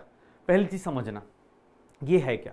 एक्चुअली वेंटफ जो साइंटिस्ट था ना, बहुत काम का आदमी था। उसने क्या करा, वेंटफ ने क्या किया, एक चीज ऑब्जर्व करी। क्या? तो सर एक सिंपल सी चीज बताता है। वो बोलता है कि मैंने एक सॉल्यूशन ले लिया। किसका? मैं एक सॉल्यूशन ले लेता हूँ, मान लो मैं ऐसे सॉल्यूशन ले लेता हूँ, स्मॉल एम यूरिया सॉल्यूशन ले लिया उसने, एक्वस सॉल्यूशन ले लिया, ये ऐसे अपने पास सॉल्यूशन ले लिया। उसने क्या बोला कि मैं एक काम कर लेता हूँ, इसको ना यूरिया का एक्वस सॉल्यूशन दिया हुआ है, तो मैं एक काम कर लेता हूँ, इसकी ना 2-3 चीज़ें निकालता हूँ। मुझे किसने बोला कि सर इसके बारे में आप डेल्टा टीबी निकालिए, डेल्टा टीबी कैलकुलेट करके दिखाइए। तो तुमने बोला अरे सर क्या बात कर रहे हो इसका, तो के बी इंटू क्या हो जाएगा 0.1। सर किसने बोला नहीं सर एक काम कीजिए, आप ना इसका डेल्टा टीएफ कैलकुलेट करके बताइए। डेल्टा टीएफ कैलकुलेट करने गया, मैंने कहा अरे यार क्या बात कर रहा है, ऐसे क्या पूछ रहा है? तो भाई सर क्या हो जाएगा डेल्टा टी के एफ, डेल्टा टीएफ क्या हो जाएगा के एफ इंटू 0.1, ये लिखा गया। सर बहुत सही, क्या ही दिक्कत है इसमें? सर उस बंदे ने बोला नहीं नहीं भाई साहब इसमें कोई दिक्कत नहीं, अगर मैं ऑब्जर्व एक्सपेरिमेंटल भी निकालने जाता, अगर मैं एक्सपेरिमेंटल भी निकालने जाता, अगर ऑब्जर्व करके एक्सपेरिमेंटल भी निकालता तो सर इसकी वैल्यू कितनी आती? उसने बोला देखो एक तो हो गया कॉपी पे कैलकुलेट करना, एक हो गया कॉपी पे कैलकुलेट करना, एक हो गया कॉपी पे कैलकुलेट करना। वो आपने कैलकुलेट किया के बी इंटू 0.1, मैंने एक्सपेरिमेंट में भी कैलकुलेट किया, सेम आया। ठीक है, किसने बोला सर इसके बारे में बताइए? सर इसने बोला उसका भी सेम आ रहा है, मतलब यहाँ पे कोई दिक्कत नहीं है। तो सर वेंटफ शांति से बैठ गया, उसने बोला यार यहाँ तो कोई दिक्कत ना दिख रही। तो उसने देखा कि अरे सर ये तो कोई दिक्कत नहीं है, वेंटफ शांति से बैठ गया। उसने बोला यार कोई बात नहीं, ठीक है सब सही चल रहा है, कैलकुलेटेड जो किया वही ऑब्जर्व्ड आ रहा है, मतलब जितना आप कॉपी पे निकाल रहे हो, जितना आप कैलकुलेट करके निकाल रहे हो उतना ही आपका एक्सपेरिमेंट में आ रहा है, मतलब सब कुछ बढ़िया चल रहा है, शानदार है सब कुछ। फिर उसके दिमाग में उसने बोला भाई साहब एक काम करते हैं, अगर मैं यहाँ NaCl का एक्वस सॉल्यूशन ले लेता हूँ, NaCl का एक्वस सॉल्यूशन ले लेता हूँ, अगर मैं यहाँ पे NaCl का एक्वस सॉल्यूशन ले लेता हूँ, तो सर अब मुझे बताइए यहाँ पे क्या होने वाला है, यहाँ पे क्या होने वाला है? लोगों ने बोला क्या होने वाला है? तो भाई उसने बोला देखिए अगर मैं अब डेल्टा टीबी आपसे पूछूं कैलकुलेटेड का, तो आप क्या बोल रहे हो डेल्टा टीबी कैलकुलेटेड? अरे सर मोलालिटी दी है तो कैलकुलेट कर दो के बी इंटू 0.1, क्या क्वेश्चन पूछे जा रहे हो? वेंटफ ने बोला 1 मिनट रुकिए भाई, ठहरो जरा, थोड़ा देखो कैसे कैसे चीजें आती हैं। आपने बोला सर इसमें क्या ही कैलकुलेशन है, सर सब कुछ आसान तो है। अरे सर ये ऐसे कर देंगे, मोलालिटी दी हुई है, के बी इंटू एम कर देंगे, कैलकुलेट करके आंसर आ जाएगा। लोगों ने बोला भाई साहब क्या क्यों टाइम पास कर रहे हो? उसने बोला रुको जरा, ठहरो जरा, ठीक है ना, देखो अभी क्या होने वाला है। उसने बोला यार क्या ये क्या चल रहा है, मजाक क्यों चल रहा है? उसने बोला एक काम कीजिए, ये कैलकुलेट करके आपका आंसर आ रहा है, आपने अपनी कॉपी पे निकाल के बैठ गया कि सर ये आंसर आएगा। अब सर एक काम करते हैं, थोड़ा ना ऑब्जर्व करते हैं, ऑब्जर्व्ड वैल्यू एक्सपेरिमेंटल वैल्यू देखते हैं इसकी। ऑब्जर्व्ड और एक्सपेरिमेंटल वैल्यू लोगों ने देखनी शुरू करी, ऑब्जर्व्ड और एक्सपेरिमेंटल वैल्यू देखनी लोगों ने शुरू कर दी। तो sir observed value experimental value की बात करूं तो ऑब्जर्व्ड और एक्सपेरिमेंटल वैल्यू पता है कितनी दिखी? अब वेंटफ को मौका मिल गया, उसने क्या बोला भाई साहब जितना आप कैलकुलेट कर रहे होते ना, जितना आप बोल रहे थे कि इतना चेंज आएगा इतना चेंज आएगा, उसका डबल आया है। ये कैसे हो गया, चमत्कार हुआ कैसे? आपने तो बोला था इतना ही चेंज होगा, वो बोल रहा है मैं डबल करूंगा। सर किसने बुला रहे, क्या तुक्का मार रहा होगा भाई? उसने बोला ये लो डेल्टा टीएफ भी मैं क्या करता हूँ ऑब्जर्व बना देता हूँ, डेल्टा टीएफ भी मैं क्या करता हूँ ऑब्जर्व बना देता हूँ। और लोगों ने देखा अरे सर ये क्या है? सर इसने देखा सर ये 2 टाइम्स के एफ इंटू 0.1 है। तो सर ये लोग फ्रस्ट्रेट हो गए, अरे भाई ये क्यों हुआ, ऐसा कैसे हो गया यार, अभी तक तो सब कुछ सही चल रहा था, अभी तक जो कैलकुलेटेड था वो ऑब्जर्व आ रहा था, जो कैलकुलेटेड था वही एक्सपेरिमेंटल आ रहा था, ये भाई साहब ऐसा क्या हो गया इस केस में कि सर आपके पास सारी चीजें अलग अलग आ गई, आपके पास इसके वैल्यूज अलग अलग फ्लक्चुएट कर गए, यहाँ 2 से क्यों मल्टीप्लाई हो गया भाई? तो है क्या चीज ये 2 से क्यों मल्टीप्लाई हो गया? जो कैलकुलेट किया वो ऑब्जर्व क्यों नहीं हो रहा, एक्सपेरिमेंट में आ क्यों नहीं रहा? फिर उसने वेंटफ ने बोला मैंने बोला था ना मैं आपकी ज़िंदगी में कुछ तो उंगली करूंगा, तभी तो आप मेरा नाम पढ़ोगे इतने दिनों तक, आप अगली जनरेशन को पढ़ाते जाओगे। भाई ऑब्वियस है ना, साइंटिस्ट है, उसने अपने नाम पे बोला, देखो एक्सपेरिमेंट किया। उसने बोला आप इसके केस में, यूरिया के केस में आपको टेंशन नहीं हुई क्योंकि वो अपने पास कुछ अलग टाइप का आदमी है, उसने जो कैलकुलेट करते हो उतना ही दिखाता है, लेकिन NaCl के केस में सर जितना आप कैलकुलेट करते हो उसका डबल दिखाता है, ऐसा क्यों? तो फिर उसने बोला कि आपने एक चीज मिस कर गए। क्या? एक चीज मिस कर गए, वो कौन सी चीज? उसके नाम का वेंटफ फैक्टर। उसके नाम को मिस कर गए। भाई लोगों ने बोला क्या है भाई, क्या मतलब टाइम पास क्यों कर रहा है। उसने बोला एक काम करो, आपने ना सही से ऑब्जर्व नहीं किया, यूरिया क्या होता है, नॉन इलेक्ट्रोलाइट। यूरिया क्या होता है, नॉन इलेक्ट्रोलाइट। अब जितने लोग ये नॉन इलेक्ट्रोलाइट क्या होता है थोड़ा वेट करो। NaCl क्या होता है, इलेक्ट्रोलाइट। इलेक्ट्रोलाइट ये क्या करता है सर, NaCl इलेक्ट्रोलाइट है, मतलब पानी में जैसे ही गया सर ये कितने पार्ट्स में टूट जाएगा, 2 पार्ट्स में टूट जाएगा। तो सर 2 पार्ट में टूट जाएगा, उससे क्या होगा। एक बात बता, ये कॉलिगेटिव प्रॉपर्टीज क्या पढ़ा था तुमने, थोड़ा ध्यान सुनना, बहुत इंपॉर्टेंट चीज चल रही है बेटा, बहुत इंपॉर्टेंट। अगर ये समझ में आ गया तो अगले पूरा चैप्टर अच्छे से एंड हो जाएगा, नहीं तो वीडियो को दोबारा देखना पड़ जाएगा आपको, इसलिए बोल रहा हूँ थोड़ा ध्यान सुनना। ये नॉन इलेक्ट्रोलाइट, लोगों ने बोला ये इसका मतलब क्या है, तो उसने बोला भाई साहब NaCl, आप क्या मान रहे हो जब आप कैलकुलेट कर रहे हो, तो आप क्या मान रहे हो कि NaCl क्या है, एक पार्टिकल है। आप तो ये मान रहे हो ना कि NaCl एक पार्टिकल है, तो आपने फटाफट कैलकुलेट कर दिया Kb इंटू 0.1, इसमें Kb इंटू 0.1। भाई साहब NaCl पता है क्या होता है, ये बंदा अलग ही लेवल पे जी रहा होता है। ये बाहर तो रहता है कि हाँ सर मैं एक पार्टिकल हूँ, लेकिन जैसे ही पानी में जाता है सर, बाहर तो ऐसे सख्त लड़का है, लेकिन जैसे ही पानी में जाता है वो क्या हो जाता है, पिघल जाता है। ठीक है सर, ऐसे तो मुझे इस सब चीज़ों से फर्क नहीं पड़ता, बट यहाँ मैं क्या हुआ, पिघल गया। सर कैसे, तो सर NaCl को पानी में डाल दो, पानी में डालते ही क्या हो जाता है, वो डिसॉल्व होना शुरू हो जाता है, मतलब आयंस बना लेता है। और आयंस जैसे ही बनाएगा सर NaCl इलेक्ट्रोलाइट, जैसे ही टूट जाएगा आयंस जैसे बनाएगा NaCl। सर ऑब्वियस है ना, बाहर एक पार्टिकल है, पानी में गया कितने पार्टिकल्स बना लिए, कितने पार्टिकल्स बन गए, 2। और सर कॉलिगेटिव प्रॉपर्टी क्या पढ़ा था, कॉलिगेटिव प्रॉपर्टी यही तो पढ़ा था कि सर कॉलिगेटिव प्रॉपर्टीज जो होती हैं वो किस पे डिपेंड करती हैं, नंबर ऑफ पार्टिकल्स पे। तो सर आप एक पार्टिकल लेके चल रहे हो, एक पार्टिकल लेके कैलकुलेट कर रहे हो, अंदर जाने के बाद कितने पार्टिकल्स हो गए, 2। एक पार्टिकल लेके चल रहे थे, अंदर जाने के बाद कितने पार्टिकल्स हो गए, 2। तो सर क्या हुआ, सर क्या हुआ, इलेक्ट्रोलाइट्स क्या करते हैं, डिसोसिएट कर गए, इसीलिए आपकी वैल्यू क्या हो गई, जितना आप एक्सपेक्ट कर रहे थे, आप तो एक पार्टिकल मान के कैलकुलेट कर रहे थे, यहां कितने पार्टिकल्स हैं, 2, तो आपकी वैल्यू क्या आ गई, डबल आ गई। आपकी वैल्यू कितनी आ गई, डबल आ गई। तो वो लोगों ने बोला भाई एक बात बता, ये किसके लिए वैलिड है। उसने बोला भाई साहब मैं वेंट ऑफ हूँ, मैं अपना पहले फॉर्मूला बताऊंगा, वेंट ऑफ फैक्टर कैसे निकालेंगे वो बताऊंगा, प्लस ये भी बताऊंगा किसके लिए वैलिड है। वो लोगों ने बोला इसके केस में क्यों नहीं हुआ। बोला ये भाई साहब बहुत सीधा साधा आदमी है, ये पानी में जाता है, इसने कुछ मतलब ही नहीं किया, इसको कोई मतलब ही ना, कोई डिसोसिएशन कर रहा है ना कोई एसोसिएशन कर रहा है। जो बदमाशी करेगा उसको पकड़ के मैं अपना नाम चिपका दूंगा उसके साथ। क्यों बदमाशी कर रहा है, क्योंकि पानी में गया 2 पार्टिकल में टूट गया, तो इसके साथ तो मैं अपना नाम चिपका दूंगा, हो गया। अब ये 2 क्या है, तो सर बोलेगा मेरे नाम का फैक्टर, क्यों, क्योंकि मैंने बताया आपको। अब तुम बता दो तुम्हारे नाम का फैक्टर हो जाता, ठीक है, लेकिन इसने बताया तो इसके नाम का फैक्टर। ये 2 से क्यों मल्टीप्लाई हुआ, बिकॉज ये 2 पार्टिकल में टूट जाएगा और वही आगे जाए क्या कहलाएगा, वेंट ऑफ फैक्टर।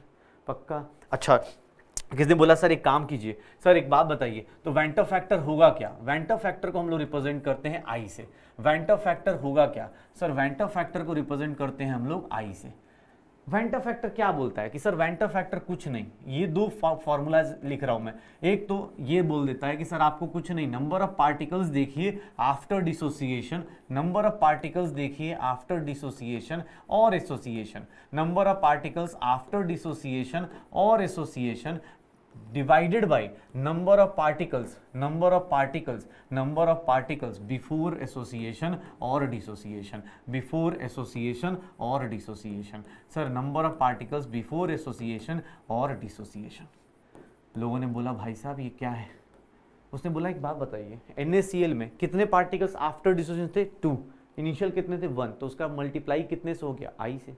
अच्छा लोगों ने बोला एक बात बताओ, वेंट ऑफ फैक्टर को और किस तरीके से निकाल सकते हो। उसने बोला 1 मिनट, मैं बता रहा हूं आपको किस तरीके से निकाल सकते हो। सर आप या तो पार्टिकल काउंट कर लो, पार्टिकल काउंट कर लो कि सर 2 पार्टिकल, पहले कितना था 1, तो आंसर 2 आ गया। या फिर इसकी वैल्यू निकालना चाहते हो वेंट ऑफ फैक्टर की, तो एक और काम कर सकते हो, ये वाली वैल्यूज को किससे डिवाइड कर दो, इससे।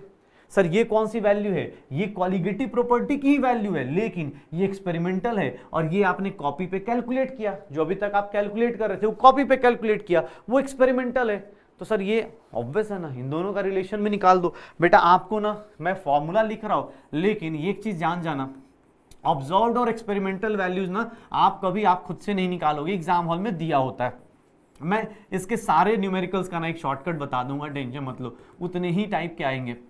इसके 2 ही टाइप के न्यूमेरिकल है, बस आपको बस ध्यान रखना है कि सर ये इस तरह के क्वेश्चंस जो आएंगे, कैलकुलेटेड कॉलिगेटिव प्रॉपर्टीज, मतलब 2 फॉर्मूले उसने दे दिए फटाफट। बोला कि अरे भाई साहब ये क्या है, तो उसने बोला देखिए ऐसा है कि आप अपने अंदर कुछ ना कुछ तो गलती करेंगे। तो सर उसने बोला सर एक बात बताओ, मान लो ये है कैल्शियम क्लोराइड है, कैल्शियम क्लोराइड का वेंटर फैक्टर कैसे होगा, दो टाइप से कैलकुलेट कर सकता हूँ। एक तो इसको तोड़ दो, कितने पार्ट्स में टूटेगा ये, तो सर 3 पार्ट्स में टूट गया, तो आई की वैल्यू क्या ले लूंगा, 3 पार्टिकल्स टूटे हैं, शुरुआत में कितना है 1, तो इसलिए आई की वैल्यू क्या आ गई 3, ऐसा लिख सकता हूं। अच्छा, जैसे ही इसकी वैल्यू आई की वैल्यू 3 आई, सर इसकी सारी कॉलिगेटिव प्रॉपर्टीज की वैल्यू क्या हो जाएगी 3 टाइम्स। क्यों? क्योंकि सर आप तो पहले कैलकुलेट कर रहे थे 1 से, लेकिन इसके अंदर पानी के अंदर जाते ही कितने पार्टिकल्स बन गए 3, तो सर अगर एक बंदे का x होता है, 3 बंदे का चेंज कितना होगा 3x हो जाएगा ना। तो लोगों ने बोला भाई साहब इसका मतलब पूरा फॉर्मूला चेंज, यस पूरा मॉडिफाई करेंगे हम लोग फॉर्मूलाज को,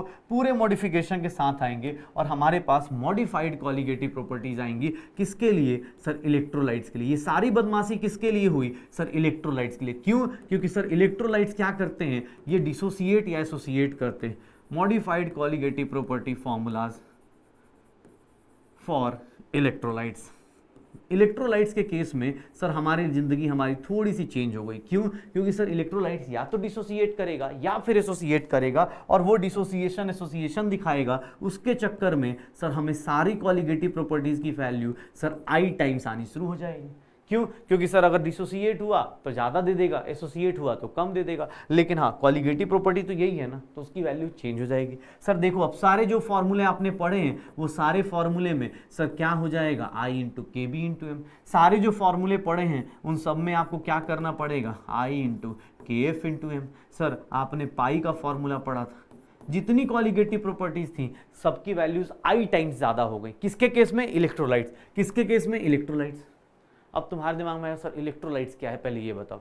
इलेक्ट्रोलाइट्स क्या होते हैं? जो डिसोसिएट या एसोसिएट करते हैं, मतलब कहीं जाते हैं तो या तो टूट जाते हैं या फिर एसोसिएट कर जाते हैं। कुछ दोस्त होते हैं ना जो जाते हैं तो सब जगह लड़ाई पढ़ाई करते रहते हैं, और कुछ होते हैं कि सब दोस्ती बनाते रहते हैं, तो दोनों जगह फर्क पड़ता है। सर आई अपने पास निकालने का बेटर तरीका, आई निकालने का बेटर तरीका नंबर ऑफ पार्टिकल्स काउंट कर लो divided by number of particles before. I निकालने का दूसरा तरीका ऐसे भी कर सकते हो। सर ये हो गया। अब किसने बोला सर एक बात बताओ, अगर मैं बोलता हूं कि इलेक्ट्रोलाइट्स, तो इलेक्ट्रोलाइट्स क्या सारे इलेक्ट्रोलाइट्स ऐसे ही होंगे क्या?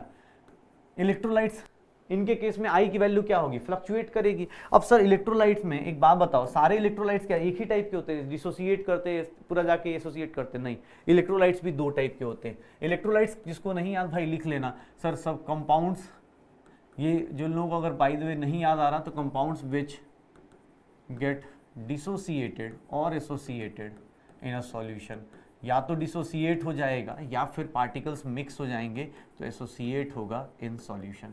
सॉल्यूशन के अंदर डिसोसिएशन या फिर एसोसिएशन कर रहा होगा, उसी को क्या बोलते हैं, इलेक्ट्रोलाइट्स बोलते हैं। इलेक्ट्रोलाइट्स 2 टाइप के होते हैं भाई साहब, एक को बोलते हैं हम लोग स्ट्रॉन्ग इलेक्ट्रोलाइट्स। अब कौन से स्ट्रॉन्ग, तो भाई अभी ये सब ना चीज़ें सोचना, ज़्यादा नहीं सोचना है आपको, बस थोड़ी थोड़ी चीज़ें क्वेश्चंस करने लायक। मैं स्ट्रॉन्ग इलेक्ट्रोलाइट्स और वीक इलेक्ट्रोलाइट्स आपको बता देता हूँ। स्ट्रॉन्ग इलेक्ट्रोलाइट्स और क्या हो जाते हैं, वीक इलेक्ट्रोलाइट्स। अब तुम बोलो सर ये क्या चीज़ें हैं, अरे भाई स्ट्रॉन्ग इलेक्ट्रोलाइट का मतलब ये होता है जो 100% क्या हो जाए, डिसोसिएट कर जाए, जो मतलब 100% डिसोसिएशन कर जाए, 100% डिसोसिएशन कर जाए या फिर एसोसिएशन कर जाए। सर जिसका 100% डिसोसिएशन या फिर एसोसिएशन हो जाए सॉल्यूशन के अंदर। सर कुछ नहीं, अगर कोई स्ट्रॉन्ग इलेक्ट्रोलाइट है, मान लो ये है A2B3 है, तो सर ये डिसोसिएट करेगा। तो सर ये कैसे डिसोसिएट करेगा, 2 A के एटम्स हैं, 2 A के एटम्स। सर उस पर अब ये बचपन में ऐसे क्रॉस करके चार्ज पढ़ा होगा शायद आपने, कि सर ये फॉर्मूला कैसे बनता है, ये 2 3 ऐसे, सॉरी उल्टा हो गया, ऐसे कुछ करके हमने पढ़ा होगा, ऐसे क्रॉस करके फॉर्मूला कि सर A2B3 है तो A2B3 कैसे बनेगा, +3 B-2। सर ये कितना हो जाएगा, इधर 3 इधर 2, इसको इससे क्रॉस, इसको इससे क्रॉस, ऐसे कुछ करके पढ़ा होगा। सर आपको बस उसी के हिसाब से डिसोसिएशन एसोसिएशन लेना है। सर ये देखो A2B3 है तो इसके केस में कितना हो गया सर, 2A + 3 हो गया और 3B-2। तो इस केस में I की वैल्यू कितने पार्टिकल्स हैं आफ्टर डिसोसिएशन, 5। सर शुरुआत में कितने पार्टिकल्स हैं, 1। इसको एक ही पार्टिकल कंसीडर करना, यहाँ पे कितने हैं 2 और यहाँ कितने हैं 3, तो टोटल कितना हो गया, I की वैल्यू डायरेक्ट 5 हो गई। सर अगर स्ट्रॉन्ग इलेक्ट्रोलाइट है, मान लो ऐसा दिख रहा हूँ मैं, 3B किस में कन्वर्ट हो रहा है, B3 में, तो I की वैल्यू डायरेक्ट निकाल सकते हो। सर ये क्या है, ये डिसोसिएशन है, ये क्या है, डिसोसिएशन हो रहा है, ये क्या हो रहा है, स्ट्रॉन्ग इलेक्ट्रोलाइट का डिसोसिएशन। ये क्या है, एसोसिएशन हो रहा है, 3 पार्टिकल्स मिले और एक मॉलिक्यूल में कन्वर्ट हो गए। तो आई की वैल्यू यहाँ पे कितने पार्टिकल हैं, 1, यहाँ पे कितने हैं, 3, तो सर आई की वैल्यू क्या आ जाएगी, 1/3। यहाँ आई की वैल्यू क्या आ जाएगी, 5। तो सर देख लो, अगर डिसोसिएशन हो रहा है तो एक और चीज ऑब्जर्व कर सकते हो, डिसोसिएशन का मतलब क्या हो गया, नंबर ऑफ पार्टिकल्स का ज्यादा होना। अगर कोई टूट रहा है तो नंबर ऑफ पार्टिकल्स ज्यादा होंगे, तो आई की वैल्यू क्या आएगी, ग्रेटर देन 1। और अगर किसी का एसोसिएशन होगा तो आई की वैल्यू क्या आ जाएगी, लेस देन 1। क्यों, क्योंकि एसोसिएट करेगा मतलब नंबर ऑफ पार्टिकल्स क्या हो जाएंगे, कम हो जाएंगे, तो वैल्यू क्या आएगी, 1/3। पक्का। तो सर स्ट्रॉन्ग इलेक्ट्रोलाइट में टेंशन नहीं, आंख बंद करके आंसर मार दो, क्यों स्ट्रॉन्ग इलेक्ट्रोलाइट है। अच्छा कोई बोले सर कैसे पहचान, भाई तेरे एग्जाम में अगर सॉल्यूशन का क्वेश्चन आएगा तो स्ट्रॉन्ग इलेक्ट्रोलाइट के बगल में लिखा होता है, नहीं लिखा होगा तो मान लेना जहां पे बात ना चल रही हो सब जगह स्ट्रॉन्ग इलेक्ट्रोलाइट मान के चलना, सब जगह जहां पे बोल दिया कोई वर्ड। अभी बताता हूँ वीक इलेक्ट्रोलाइट में, वीक इलेक्ट्रोलाइट को पहचानने का एक तरीका बताता हूँ एग्जाम हॉल में। सर इसमें क्या होगा, सर इसका एसोसिएशन या डिसोसिएशन क्या होगा, लेस देन 100% एसोसिएशन या फिर क्या होगा, डिसोसिएशन। इसका एसोसिएशन और डिसोसिएशन क्या होगा, लेस देन 100% होगा। इसका एसोसिएशन या डिसोसिएशन लेस देन 100% होगा। पक्का। अब अगर लेस देन 100% एसोसिएशन या डिसोसिएशन हो रहा है तो सर किसने बोला कितना होगा, तो सर उसको मेजर करने के लिए हम एक नया टर्म लेके आएंगे, और ये टर्म जब एग्जाम हॉल में यूज होगा समझ जाना कौन सा इलेक्ट्रोलाइट है, वीक इलेक्ट्रोलाइट। अगर ये टर्म यूज होगा जो अभी बताने वाला, अगर वो टर्म कहीं भी नाम लिखा जा रहा है तो समझ जाना वो क्या है, वीक इलेक्ट्रोलाइट। अगर नहीं यूज हो रहा है, अगर नहीं यूज हो रहा है तो समझ जाना क्या है, स्ट्रॉन्ग इलेक्ट्रोलाइट। एग्जाम में ट्रिक बता रहा हूं, आप स्ट्रॉन्ग वीक पे ज्यादा टाइम मत वेस्ट करना। जहां ये वर्ड यूज कर लिया कि भैया ये इसका अल्फा इतना है या सॉरी डिग्री ऑफ डिसोसिएशन इतना है या एसोसिएशन है, समझ जाना कि सर क्या है, वो क्या है, वीक इलेक्ट्रोलाइट। जहां कोई चीज यूज नहीं कर रहा आंख बंद करके strong electrolyte. Sir weak electrolyte को मेजर करने का एक तरीका होता है and that is known as degree of dissociation और एसोसिएशन। ये आपने केमिकल इक्विलिब्रियम में भी पढ़ा होगा, लेकिन चलो मैं आपसे पूछ नहीं रहा हूं, मैं आपको बता देता हूं, क्योंकि बहुत सारे लोग होंगे कि हाँ सर 11th अभी हमारा अच्छा नहीं है। डोंट वरी, आपका उससे भी सिलेक्शन होगा और 11th भी करेंगे, पहले 12th करते हैं फिर उसके बाद 11th। जो 11th की चीजें यहाँ आएंगी उसको हम साथ साथ में करते जाएंगे। सर देखो अल्फा क्या होता है, डिग्री ऑफ डिसोसिएशन या एसोसिएशन।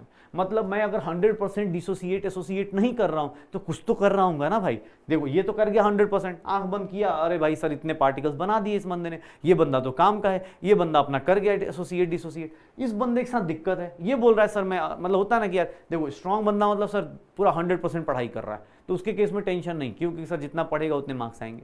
दिक्कत कहाँ आती है, बीच वालों को, वो क्या करते हैं कभी ज़्यादा पढ़ाई करते हैं कभी कम पढ़ाई करते हैं, तो वो ना बेचारे एग्जाम में डरते रहते हैं। एग्जाम के एक दिन पहले तक ऐसे पेज पलट रहे होंगे, नर्वसनेस आती है। टॉपर को नर्वसनेस आती है बट उतना ज़्यादा नहीं आती, जो मिडिल वाले वो आती है। मिडिल वाला बच्चा क्या होता है, उसको लगता है कि यार मैं आगे भी जा सकता हूँ पीछे भी जा सकता हूँ, तो वही हालत इसके साथ है। वो क्या है, फिक्स्ड है, 100% डिसोसिएट करेगा। इस भाई साहब को डर लग रहा है, कितना डर लग रहा है, तो इसने बोला देखो यार मुझे ना ऐसे मत डराओ, मैं एक काम करता हूं, मैं क्या बताता हूं, डिग्री मतलब कितना सर, कितना एक्सटेंट तक, कितने फ्रैक्शन में। अगर आप 1 मोल लेके आओगे, इसको याद रखना ये हमेशा फ्रैक्शन में होता है, always in fraction, always in fraction. और ये क्या बताता है, तो ये बताता है it tells about fraction of molecules या fraction of particles in 1 mole undergoing association या डिसोसिएशन। मतलब 1 मोल में से कितने पार्टिकल्स एसोसिएशन में जा रहे हैं या फिर डिसोसिएशन में जा रहे हैं, उसको हम लोग क्या बोल देंगे, अल्फा बोल देंगे। मतलब 1 मोल में से कितने पार्टिकल्स जा रहे हैं, जैसे मैं बोलूं 1 मोल में से 0.4 चले गए डिसोसिएशन करने, 1 मोल में से 0.4 चले गए डिसोसिएशन करने, तो भैया क्या बोलोगे कि सर 1 मोल से 0.4 चले गए, तो आपके पास कितने बचे, 0.6, उधर कितने गए, 0.4। पक्का 1 मोल में से। अच्छा 10 मोल होते तो, अगर अल्फा 1 मोल के लिए डिफाइंड है, किसके लिए डिफाइंड है, 1 मोल के लिए। देखो यहाँ पे 1 मोल क्लियरली बोल रहा है, पार्टिकल्स इन 1 मोल। कोई क्या करता है, अल्फा की वैल्यू परसेंटेज में भी दिया होता है। अगर अल्फा की वैल्यू परसेंटेज दी है तो उसको कुछ नहीं, सर अल्फा फ्रैक्शन और परसेंटेज में ज्यादा डिफरेंस नहीं है। फ्रैक्शन को आप कितने से मल्टीप्लाई कर दो परसेंटेज निकालने के लिए, इससे। लेकिन हमेशा याद रखना अल्फा हमेशा हमको फ्रैक्शन में लेना होता है, कोई भी फॉर्मूला है डिग्री ऑफ डिसोसिएशन फ्रैक्शन में लेना है। एग्जाम हॉल में परसेंटेज में दिया होगा, किससे डिवाइड कर देना, 100 से, उससे अल्फा किस में आ जाएगा, फ्रैक्शन में आ जाएगा, अल्फा किस में आ जाएगा, फ्रैक्शन में आ जाएगा। अच्छा ये अल्फा की कहानी आ क्यों रही है, बिकॉज आपके पास क्या है, वीक इलेक्ट्रोलाइट्स, वीक इलेक्ट्रोलाइट्स के ही सबसे ज्यादा मजे लिए जाते हैं। रीजन क्वेश्चन देखो, स्ट्रॉन्ग इलेक्ट्रोलाइट में कोई टेंशन ही नहीं, अल्फा अल्फा की बकवास है ही नहीं इसमें। इसमें क्या है कि सर मैं 70% डिसोसिएट करूंगा, मैं 50% डिसोसिएट करूंगा, सर मेरा अल्फा की वैल्यू 0.5 होगा, मेरे अल्फा की वैल्यू 0.75 होगा। तो सर कुछ नहीं, अल्फा जो होता है वो वर्ड किसके लिए यूज होता है, वीक इलेक्ट्रोलाइट्स के लिए। तो एग्जाम हॉल में जहां डिग्री ऑफ डिसोसिएशन या degree of association word use करेगा, समझ जाना कि अल्फा का रिलेशन लिखना है। अच्छा तो सर एक बात बताइए, अगर 10 मोल होगा तो सर कोई बात नहीं, 1 मोल में अल्फा जाता है तो 10 मोल में क्या होगा, 10 अल्फा जाएगा। क्यों, क्योंकि 1 मोल के लिए आपने क्या डिफाइन किया, अल्फा, तो 10 मोल के लिए क्या डिफाइन करोगे, सर 10 अल्फा, यही डिफाइन करने वाले हो, श्योर हो, पक्का, देख लो अपने पास। तो देखो अब अल्फा क्या बताएगा, ठीक है सर 1 मोल के लिए अल्फा, तो 10 मोल के लिए 10 अल्फा, श्योर हो। चलो अब देखो मेरे पास क्या चीजें हैं सर, वीक इलेक्ट्रोलाइट्स के केस में वीक इलेक्ट्रोलाइट्स का एसोसिएशन देख लेते हैं और डिसोसिएशन देख लेते हैं, फिर अपने पास एक साथ बात करेंगे। एसोसिएशन देख लेते हैं और वीक इलेक्ट्रोलाइट्स का डिसोसिएशन देख लेते हैं। सर वीक इलेक्ट्रोलाइट डिसोसिएट करेगा, मान लो ये वीक इलेक्ट्रोलाइट है, तो सर वीक इलेक्ट्रोलाइट डिसोसिएट करेगा, तो सर क्या मुझे हर एक टाइम टेंशन लेना है क्या, नहीं। अभी सर ना एक लास्ट में ये डेरिवेशन मैं करा रहा हूँ, सिर्फ अभी के लिए करा रहा हूँ भाई साहब, आपको डेरिवेशन कोई जरूरत नहीं याद करने के लिए, आप सीधा सीधा शॉर्टकट फॉर्मूला यूज करेंगे। सर कैसे, सर वीक इलेक्ट्रोलाइट एसोसिएट करेगा, मान लो Na मिल के क्या बना दिया, An बना दिया, सर ए पार्टिकल मिले An बना दिए। सर एक बात बताइएगा, अगर एक बात बताओ सर, अगर इसका टाइम जब 0 होता, टाइम जब 0 है तो इसके मोल्स अगर C हैं, C मोल्स हैं, अगर इसके C मोल्स हैं तो सर इसके 0 होंगे शुरुआत में। धीरे धीरे जब इसका एसोसिएशन होगा कुछ टाइम t के बाद, कुछ टाइम t के बाद, तो इसमें से कितने जाएंगे, सर 1 मोल से कितना जाता है अल्फा, C मोल से कितना जाएगा, C अल्फा। देख ले भाई 1 मोल से कितना जाता है अल्फा, अल्फा डिफाइन इसी के लिए हुआ था ना कि सर 1 मोल से इतना चला जाएगा, तो सर C मोल से कितना जाएगा, C अल्फा। अब खुद से थोड़ा बेसिक मैथ लगा, इसके n मोल से कितने मोल्स बन रहे हैं, 1 मोल बन रहे हैं, n मोल से, तो सर C अल्फा से कितने बनेंगे, C अल्फा बाई n। क्यों, क्योंकि सर डिवाइड कर रहे हैं हम लोग n से, पक्का। जिन लोगों को स्टैशमेट्री अपने पास नहीं आती, आप कोई बात नहीं, अभी आपको एक फॉर्मूला बता दूंगा, वही ट्राई करना, आपको ये सब कुछ डेरिवेशन की जरूरत नहीं, एग्जाम हॉल में कोई डेरिवेशन नहीं। What is alpha, alpha is number of particles after association divided by number of particles before. Number of particles before कितने थे, C, आफ्टर एसोसिएशन कितने हो गए, सर इतने और प्लस इतने। सर एक बात बताइए, I की वैल्यू क्या हो जाएगी, अगर C कॉमन ले लूं, अगर C कॉमन ले लूं तो सर ऊपर क्या बचेगा, 1 minus upon this divide by C। तो I की वैल्यू अगर मैं सही से इसको अरेंज कर दूं तो सर अल्फा की वैल्यू ये आएगी, I is equals to alpha into 1 minus N into, या फिर इसको थोड़ा सही से लिखूं ताकि आप एग्जाम हॉल में दोनों को रिलेट करके ले जाएं, तो I is equals to 1 plus 1 by N minus 1 into alpha, यही होगा। What is n, n is what sir, n is what, number of particles associated, number of particles associated, जितने पार्टिकल्स एसोसिएट होंगे sir आपको ना exam hall में बस ये formula लेके जाना है, कोई डेरिवेशन नहीं करनी है। सर आप ऑब्वियस है, आप पीडब्ल्यू के स्टूडेंट हो, आपका काम हम आसान करेंगे, सर आपसे कोई डेरिवेशन नहीं पूछेगा, हम पहले बता रहा हूँ, सिर्फ आपको क्या करना है, I की वैल्यू ये लेके जाना है। व्हाट इज n, सर अगर यहाँ 3 होता तो n की वैल्यू क्या पुट करता, 1/3। किसने बोला सर डिसोसिएशन होगा तो, अरे सर कुछ नहीं, डिसोसिएशन में क्या होगा, यही पार्टिकल टूट जाएगा।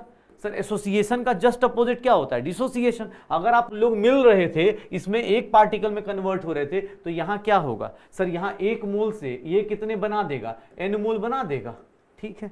चलिए सर एसोसिएशन देख लीजिए। एक बात बताइए, जब टाइम t होगा, टाइम 0 होगा, तो इसकी वैल्यू कितनी ले लेता हूँ, फिर से कितना कॉन्सेंट्रेशन लेता हूँ, C मोल, ये कितना होगा 0। थोड़ा ध्यान से डेरिवेशन, बस मैं लास्ट में ये फॉर्मूलाज यूज करूंगा और इसी पे काम होगा। Sir time is equals to T ले लेते हैं, time is equals to T, तो यहाँ पे क्या आएगा सर, 1 मोल से अल्फा जाता है, C मोल से कितना चला जाएगा, C अल्फा। अच्छा कोई बोले सर पूरा क्यों नहीं चला जाता, भाई वीक इलेक्ट्रोलाइट है, ऊपर लिखा है, स्ट्रांग होता तो पूरा चला जाता, लेकिन यहाँ वीक है तो इसीलिए अपने को टेंशन है। सर 1 मोल से n मोल्स, तो इतने मोल्स चले गए, तो इससे कितने बनेंगे, NC अल्फा। What is I, sir I is what sir, number of particles divide by after dissociation divide by initial, sir यहाँ भी C कॉमन ले लीजिए, तो 1 minus alpha plus N alpha divide by C होगा। तो सर I की value क्या होगी, 1 plus N minus 1 into alpha.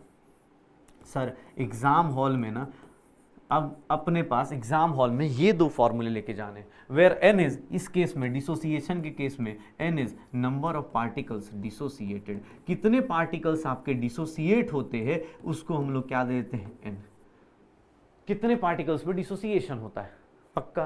तो सर दो फॉर्मूला, डेरिवेशन ठीक है, आपको अगर लगता है कि सर मुझे ये वाला कॉन्सेप्ट में थोड़ा टाइम लग रहा है, कोई बात नहीं, आप बस ये फॉर्मूला पकड़ लो, आपको सॉल्यूशन चैप्टर में कहीं दिक्कत नहीं आएगी। सर क्या कि सर अगर एसोसिएशन होगा, अगर एसोसिएशन होगा, सर मैं सीधा सीधा लिख रहा हूं, अगर डिसोसिएशन होता है तो डिसोसिएशन के केस में सर आपको कुछ नहीं, i is equals to 1 plus N minus 1 into alpha ले लीजिए। एसोसिएशन होता है तो एसोसिएशन के केस में sir I is equals to, sir I is equals to 1 plus 1 by N minus 1 into alpha ले लीजिए। और ये सारी अल्फा की कहानी किसके लिए है, वीक इलेक्ट्रोलाइट्स के लिए, वीक इलेक्ट्रोलाइट्स के लिए है। क्यों, क्योंकि सर वीक इलेक्ट्रोलाइट्स के केस में अल्फा की वैल्यू 0 से लेकर 1 के बीच में होती है। अगर कोई बोलता है सर स्ट्रॉन्ग इलेक्ट्रोलाइट होता तो, अरे स्ट्रॉन्ग इलेक्ट्रोलाइट में अभी थोड़ी देर पहले ही तो किया है, स्ट्रॉन्ग इलेक्ट्रोलाइट्स में सर कोई टेंशन ही नहीं है। स्ट्रॉन्ग इलेक्ट्रोलाइट्स में सर, ये स्ट्रॉन्ग इलेक्ट्रोलाइट्स में देखेंगे तो सर स्ट्रॉन्ग इलेक्ट्रोलाइट्स में अल्फा की वैल्यू कितनी ले लेते हैं हम लोग, 1। क्यों, क्योंकि सर ये 100% एसोसिएशन करता है, 100% एसोसिएशन करता है या फिर 100% डिसोसिएशन कर जाता है। तो सर अल्फा की वैल्यू का जो कॉन्सेप्ट कहीं भी क्वेश्चन में पूछेगा, समझ जाना कि सामने वाला क्या करवाना चाहता है, तुमसे वीक इलेक्ट्रोलाइट का क्वेश्चन निकलवाना चाहता है। तुम बोलोगे सर ऐसे कैसे, ले भाई क्वेश्चन देख। अगर मैं बोलता हूं, ध्यान सुनना, अगर मैं बोलता हूं ये एक सॉल्ट है, ये एक सॉल्ट है, कैसे टूटेगा, कितने पार्टिकल्स हैं इसके पास, ये सॉल्ट में कितने पार्टिकल्स हैं, कितने पार्टिकल्स हैं, किसी को लगता है तो भाई चलो भाई मैं ऐसे लिख देता हूं। अगर ये सॉल्ट, अगर ये स्ट्रॉन्ग इलेक्ट्रोलाइट है, अगर ये स्ट्रॉन्ग इलेक्ट्रोलाइट होगा, अगर ये स्ट्रॉन्ग इलेक्ट्रोलाइट होगा तो बताओगे इसके केस में आई की वैल्यू कितनी हो जाएगी। स्ट्रॉन्ग इलेक्ट्रोलाइट मतलब पूरा डिसोसिएट कर गया, 100% डिसोसिएशन। कितने पार्टिकल्स है डिसोसिएशन के बाद, sir 1 plus 2 3 divide by 1। Sir I की वैल्यू डायरेक्ट कितना निकाल दूंगा, 3। क्यों, क्योंकि ये स्ट्रॉन्ग इलेक्ट्रोलाइट की तरह बिहेव कर रहा है। किसने बोला नहीं सर मुझे ना वीक इलेक्ट्रोलाइट बताइए। अगर ये वीक इलेक्ट्रोलाइट की तरह बिहेव करे तो सर कुछ नहीं, सर यहां पे किसका कॉन्सेप्ट आएगा, अल्फा का। क्यों, क्योंकि सर स्ट्रॉन्ग में अल्फा की वैल्यू 1 ले लेते, अल्फा का कॉन्सेप्ट ही नहीं लेते, वहां पे टेंशन ही नहीं लेना, क्योंकि कोई स्ट्रॉन्ग बंदा है तो उसके केस में हम क्वेश्चन नहीं पूछते। अब हम सचिन से जाकर पूछे कि भैया तुझे खेलने आता है, ऑब्वियस है उससे नहीं पूछ सकते सचिन तेंदुलकर से, लेकिन अपने गली का सचिन होगा ना उससे पूछ रहा हूँ, अबे भाई अबे सही से खेल ले भाई, ये वाले बॉल को ना ऐसे मारना था, तू आउट हो गया इसके ऊपर, ऐसे बोल सकते हो ना। क्यों, क्योंकि वो वीक है। स्ट्रॉन्ग वाले बंदे को हम कभी क्वेश्चन नहीं करते, उसमें सीधा सीधा देखा, अच्छा हाँ भाई साहब 3 है, अच्छा 3/1। सर वीक वाले केस में क्या करना होता है, वीक वाले केस में क्या करना होता है, थोड़ा ध्यान से देखना। अगर इसी वीक में निकालना है तो अब कैसे निकालूंगा, सर डिसोसिएशन का केस है, डिसोसिएशन का केस है, तो एक काम कीजिए, आई की वैल्यू क्या होगी, 1 plus N minus 1 into alpha. Sir एक बात बताओ, I is equals to 1 plus कितने पार्टिकल्स में टूट रहा है ये, 3, तो 3 माइनस 1 इंटू अल्फा। तो आई की वैल्यू क्या हो गई, 1 प्लस 2 अल्फा। सर देख लो ये सेम बंदा इसमें स्ट्रॉन्ग की तरह बिहेव कर, अच्छा कोई बोले सर कब स्ट्रॉन्ग, मैंने क्या ट्रिक बताई, जहां तेरे से वर्ड पूछ दिया गया कि सर इसमें डिग्री ऑफ डिसोसिएशन निकालिए या डिग्री ऑफ एसोसिएशन निकालिए, समझ जाना कि भैया वीक इलेक्ट्रोलाइट है। लेकिन अगर जहां बोल दिया कुछ नहीं बोल रहा है, मतलब वो क्या है, स्ट्रॉन्ग बंदा है, क्योंकि स्ट्रॉन्ग बंदे को पहचान बताने की जरूरत नहीं है। स्ट्रॉन्ग बंदा अपने आप ही दूर से बोला होगा, वो लिख दिया जाएगा एग्जाम हॉल में, 100% डिसोसिएशन 100% एसोसिएशन। स्ट्रॉन्ग बंदे के लिए या तो लिख दिया जाएगा, नहीं लिखा है तो आप खुद ही इमेजिन कर लोगे। मजा कब आता है, वीक वाले में, वीक वाले में बेचारे को अल्फा लेना पड़ेगा। अब वो आई और अल्फा का रिलेशन लिखो, कैसे लिखना है, तो सर कितने पार्टिकल्स थे इसके पास, 3 में डिसोसिएट कर रहा है, तो आई की वैल्यू क्या हो गई, 1 प्लस 2 अल्फा। किसने बोला सर एसोसिएशन का केस लेते, तो सर देखना ये, अब ये रिएक्शन हो रही है, ये किसका केस है, एसोसिएशन का।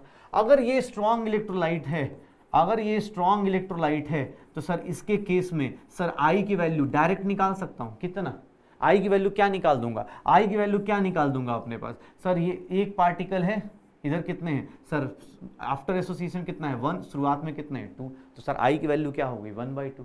लेकिन अगर सर ये वीक इलेक्ट्रोलाइट हो गया, अगर ये वीक इलेक्ट्रोलाइट हो गया तो मैं डायरेक्ट नहीं लिख सकता मुझे, क्योंकि पता नहीं कि वो पूरा डिसोसिएट करेगा या नहीं, तो उस केस में मुझे अल्फा कॉन्सेप्ट लेके आना पड़ेगा। और एसोसिएशन में आई और अल्फा का रिलेशन क्या है, तो आई इज नथिंग, सर कितने पार्टिकल्स हैं यहाँ पे एसोसिएट हो रहे हैं 2, तो 1/2 माइनस 1 इंटू अल्फा, तो आई की वैल्यू निकालोगे ये 1/2 माइनस 1 माइनस 1/2 हो गया। सर देख लो, एक ही बंदा स्ट्रांग है तो अल्फा का कॉन्सेप्ट नहीं यूज करना है, एक ही बंदा वही बंदा वीक होगा तो अल्फा का कॉन्सेप्ट लगा दो। ये स्ट्रांग है तो नंबर ऑफ पार्टिकल्स देख लिए, काम खत्म। लेकिन अगर वीक है तो उसके केस में अल्फा का कॉन्सेप्ट लगाते रहो। तो वेंट ऑफ फैक्टर निकालने के 2 तरीके हैं, स्ट्रांग है तब तो सोचना ही नहीं है, सीधा सीधा नंबर ऑफ पार्टिकल्स पे गेम खेल जाओ। अगर वीक है तो उसके केस में क्या करना है, अल्फा का कॉन्सेप्ट लेके आइए। मतलब जहां अल्फा कॉन्सेप्ट आया समझ जाना वीक इलेक्ट्रोलाइट है, जहां नहीं आ रहा मतलब स्ट्रांग इलेक्ट्रोलाइट है। अच्छा कोई बंदा कहीं भी दिया है, सर देखो अपने पास अलग अलग टाइप के लोग दिए जाएंगे, जैसे मैं मान लो ऐसा देता हूं, अब इस टाइप के कंपाउंड्स भी मिलते हैं हमारी जिंदगी में।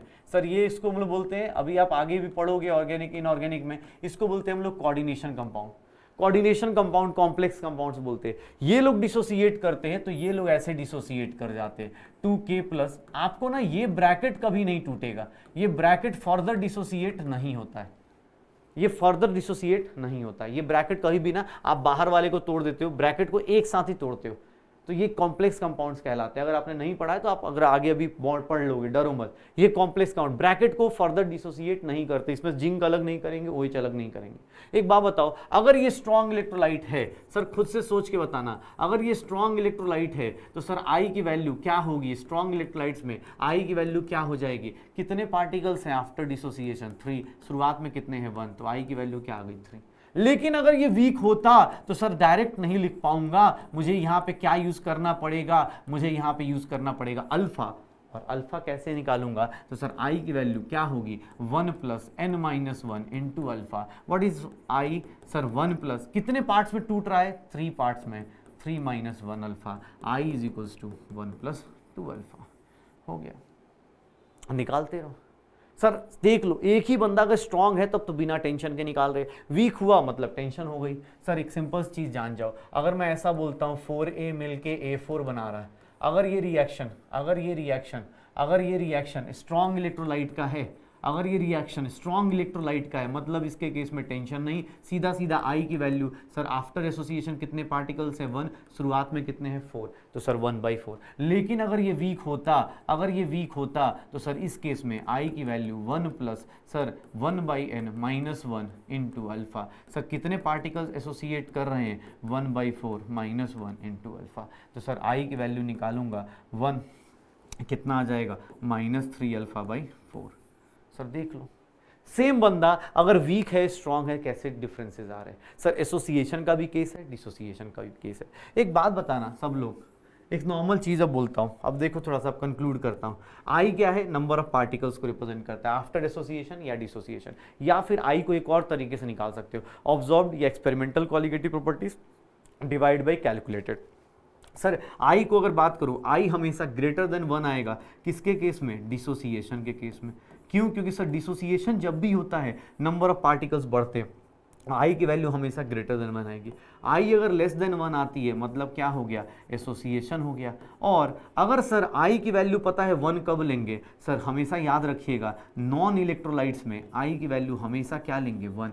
क्यों, क्योंकि सर आई की वैल्यू 1 कब होगी, सर नॉन इलेक्ट्रोलाइट्स में। मतलब सर इसका डिसोसिएशन और एसोसिएशन कितना है ही नहीं, जितना शुरुआत का पार्टिकल है उतना ही बाद का पार्टिकल है। अगर 2 पार्टिकल डालते हो 2 पार्टिकल बाद में भी रहता है, तो 2/2 आई की वैल्यू 0 मत कर देना। सर नॉन इलेक्ट्रोलाइट्स मतलब ग्लूकोज हो गया, यूरिया हो गया, सुक्रोज हो गया, ये पानी में जाके आयंस नहीं बनाते। जो आयंस बनाते हैं या जो डिसोसिएट एसोसिएट करते उनको हम लोग बोलते हैं। तो याद रखना अपने पास ये 3 चीजें कि सर आई की वैल्यू ग्रेटर देन 1 कब होगी, सर ग्रेटर देन 1 कब होगी, सर ग्रेटर देन में डिसोसिएशन में, आई लेस देन 1 कब होगा, एसोसिएशन में, आई इज इक्वल्स टू 1 कब होगा, नॉन इलेक्ट्रोलाइट्स में। सर दूसरी चीज, सर वीक इलेक्ट्रोलाइट्स के लिए फिर से देख बेटा, मैं तेरे लिए फिर से फॉर्मूला लिख रहा हूं। वीक इलेक्ट्रोलाइट्स के केस में आई की वैल्यू अगर डिसोसिएशन है तो 1 माइनस दिस, एंड एसोसिएशन है तो 1 प्लस कुछ नहीं, इसी में थोड़ा सा चेंज कर दो। एसोसिएशन के केस में ये डिसोसिएशन का फॉर्मूला हो जाएगा और ये क्या हो जाएगा, एसोसिएशन का फॉर्मूला हो जाएगा।